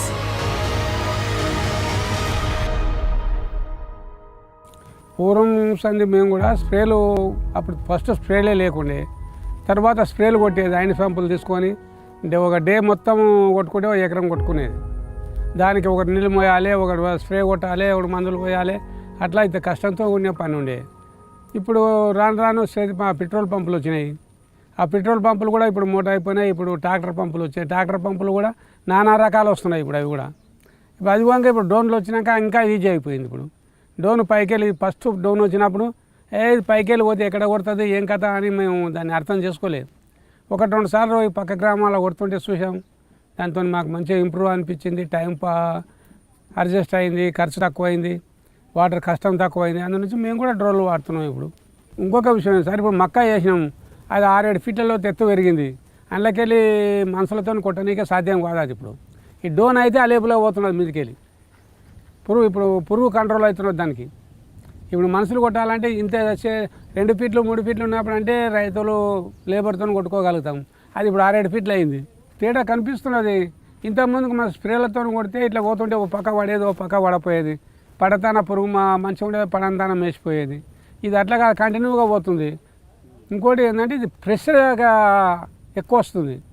అది మనం పంపుతో కొడుతుంటే ముఖం మీద పడేది, ఈడ పడేది, మాస్కులు ఎన్ని పెట్టినా కూడా ఎన్నో రోజులు మేము హాస్పిటల్లో కూడా పోయి దాన్ని ట్రీట్మెంట్ చేసుకున్నాం.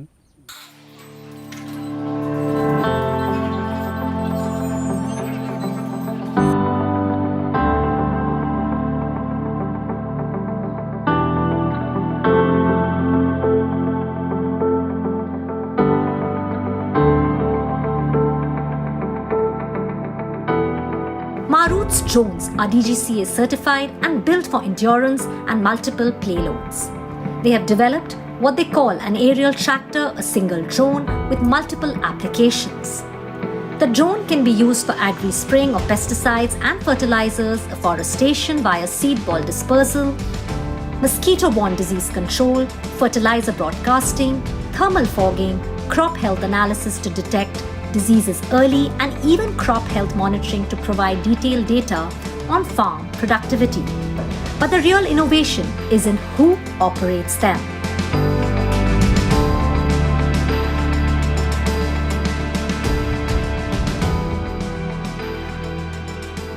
When we started the technology like drones in agriculture, we understood who will use these drones. Then we understood it's not the farmer who is directly going to use these drones. Because what we saw was the age group of this 20 to 40, it can be your 10th pass, polytechnic guy, ITI guy, or existing JCB guy, auto driver, cab driver who is in rural areas can adopt this, and a farmer can pay per acre, per usage. So what at the end farmer is paying 500 rupees, 600 rupees per acre, and he is utilizing these drones, and we are creating a small micro entrepreneurs in the village level. We call village level entrepreneurs. They buy these drones and they use this as a service or a rental to the end farmer. The end farmer can buy or use these drones like a pay per use or pay per acre kind of a model. So what the micro entrepreneur is able to do, a micro entrepreneur can do 20 to 30 acres.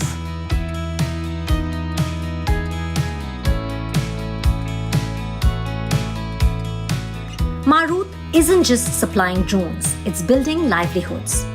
Through their Drone ESA service model, they train local people to become certified pilots. The 5-day course enables these pilots to serve roughly 50 farmers on average in their respective communities.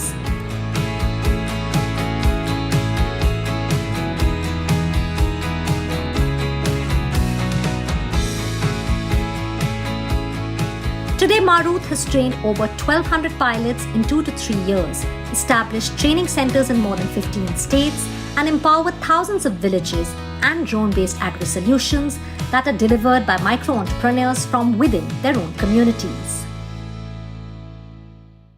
So any trainee who trains from us and goes back, we support them with all kind of technical questions, whatever they have with regarding to operating a drone, maintaining a drone, or all these things. Apart from that, if anyone feels that they have less practice or they are not confident enough to fly the drone, not confident enough to operate the drone in the different modes, we provide them a facility wherein they can come back to us, train on whatever they have been lacking or whatever they require specifically, and then go back and operate in those conditions.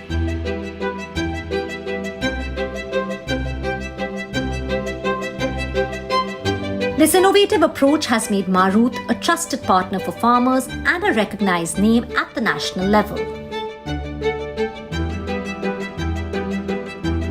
Thanks to the central and state government, like I have met around 4 times the Prime Minister.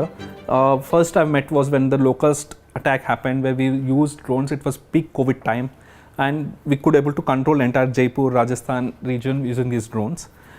That's where the first interaction started. Then he was very curiously trying to understand what are you were using these drones for and what you were doing it. That's why we started telling them. By then there was looking for a solution for reverse migration. Like how can you, people are coming to rural areas, how can you create employment at a rural area?